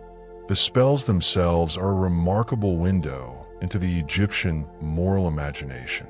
They include what scholars sometimes call the negative confession, a list of declarations made by the deceased before the divine tribunal, denying specific wrongdoings. I have not stolen. I have not killed. I have not caused anyone to weep. I have not cheated in the measuring of grain. I have not spoken lies. I have not committed adultery. Reading through the list is a surprisingly moving experience because it reveals what the Egyptians considered most important to deny, and therefore, by implication, what they considered most important to have avoided in life. The moral universe it describes is not entirely alien to our own. Honesty, fairness, compassion, the avoidance of cruelty. These are the things that mattered when you stood before the scales. What is particularly striking is how this moral framework operated at the level of everyday life, not just in the dramatic moment of divine judgment after death. The concept of Ma'at, that cosmic principle of truth and balance and right order that we encountered at the very beginning of our story, was not something that existed only in temples and throne rooms. It filtered down into the daily ethics of ordinary people, into the way they were expected to treat their neighbors and conduct their business and raise their children. A merchant who cheated his customers was not just breaking a rule. He was disrupting the order of the universe. A man who abandoned his elderly parents was not just being unkind. He was tearing at the fabric of Ma'at itself.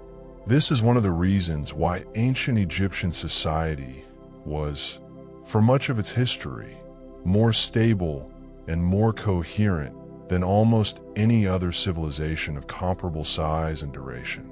Not because it was free of conflict. We have seen enough of its history to know that it was anything but because it had a shared moral vocabulary, a common language of right and wrong that transcended individual interest and connected daily behavior to cosmic significance. When you treated your neighbor fairly, you were not just being a decent person.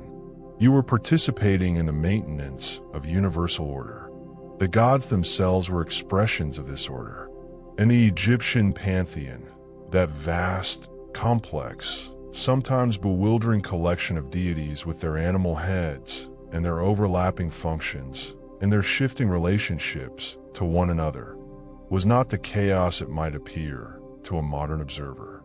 It was a system, a deeply thought-out attempt to map the forces of the natural world and human experience onto divine personalities, to give names and faces to the things that mattered most. Ra, the sun god, or in his merged form as Ammonius Ra, the king of gods, represented the generative, life-giving power of light and warmth, the force that made crops grow and kept the darkness at bay. Osiris represented death and resurrection, the cycle of the agricultural year, the possibility of renewal after loss. His wife Isis was the great magician, the devoted mother, the embodiment of loyalty and protective love, a goddess whose cult became one of the most widespread in the ancient world, spreading far beyond Egypt into Greece and Rome, attracting devotees across the Mediterranean with her warmth and her accessibility and the story of her grief and her faithfulness.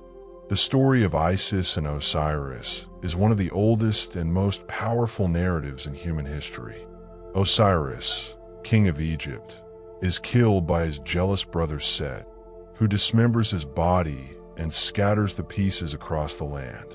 Isis, his wife, searches for every piece, collects them, reassembles him, and through her magical power brings him briefly back to life, long enough to conceive their son Horus, the falcon god, the living pharaoh, the avenger of his father. Osiris then descends to rule the underworld, and Horus grows up to defeat Set and reclaim his father's kingdom. The resonances of this story with other narratives, with themes of death and resurrection, of a divine figure killed and restored, of a mother's grief and a son's vengeance, and a kingdom restored to rightness, have been noted by scholars and theologians for centuries. The question of how much these ancient Egyptian narratives may have influenced later religious traditions, including Christianity, is one of the more contested and sensitive questions in the study of religion. What is not contested is that these stories were being told in Egypt for thousands of years before the Christian era, and that Alexandria, the great melting pot of the ancient world, was precisely the place where Egyptian and Jewish and Greek and eventually Christian religious ideas met, mingled, challenged each other, and in some cases transformed each other in ways that neither tradition would fully acknowledge. By the time Egypt had become a Roman province, the cult of Isis was one of the most popular mystery religions in the Roman world. Her temples stood in Rome itself. Roman emperors made offerings to her. Soldiers stationed on the Rhine and the Danube carried images of her in their packs. The grieving mother searching for her murdered husband, nursing her divine child, promising her devotees that death was not the end. She spoke to something so deep in human experience that no border and no language could contain her. And in the same centuries that the cult of Isis was spreading across the Roman world, a new faith was growing in the Eastern Mediterranean, a faith centered on a figure who had also died and was believed to have risen, whose mother was also a figure of profound devotion, whose story also promised that death was not the final word. The early church was careful to distinguish itself from the mystery religions that surrounded it, but it grew up in the same world, spoke to the same hungers, addressed the same fears, and offered the same fundamental reassurance that the darkness was not permanent, that love was stronger than death, that the story was not over. Egypt had been saying something like this for 3,000 years. It had been saying it in the paintings on the walls of tombs, in the spells of the Book of the Dead, in the story of Isis weeping over the scattered body of her husband, in the image of the scales where a feather was weighed against the accumulated weight of a human life. It had been saying that what you did mattered, that how you treated people mattered, that the universe was not indifferent to your choices, that something waited on the other side of the darkness that was worth reaching for. Different civilizations find different words for this. Different centuries find different images. Different people, in different circumstances, with different histories and different wounds and different hopes, reach toward it from different angles. But the reaching itself, that persistent, aching, irrepressible human impulse toward meaning, toward justice, toward the possibility that love outlasts everything, that is not Egyptian or Greek or Jewish or Christian or Roman, that is simply human. And perhaps the most extraordinary thing about the long story of Egypt, that civilization that began with farmers standing at the edge of a river, watching the flood recede, trusting that the black soil left behind would sustain them for another year, is that it understood this so early and so deeply, and preserved that understanding in stone and paint and papyrus with such devotion that 3,000 years later, standing in a museum in front of a painted wooden coffin or a carved limestone face, you can still feel it. The reaching, the hope, the refusal to believe that darkness has the last word. Egypt is gone. The pharaohs are dust. The gods no longer receive their offerings. The Library of Alexandria is ash and memory. The last hieroglyph was carved sometime in the late 4th century AD. And after that the old writing fell silent, unread and unreadable for 14 centuries, until a young French scholar named Jean-François Champollion sat down with the Rosetta Stone in 1822 and heard the ancient voices begin to speak again. And what they said, when the silence was finally broken, was this: we were here. We loved. We feared. We hoped. We built things we thought would last forever, and some of them did. We told stories about the gods and about the dead and about the proper way to live a human life. We stood at the edge of the river in the early morning, watching the light come up over the water, and we were grateful. We were here. And now, somehow, so are you. This concludes our journey through the ancient history of Egypt. If you're looking for resources to help you relax and sleep better naturally, be sure to check out the link in the video description below. Don't forget to like this video and be sure to subscribe and turn on notifications so you know when the next journey through history is ready to embark on. Thanks again for listening and have a good night.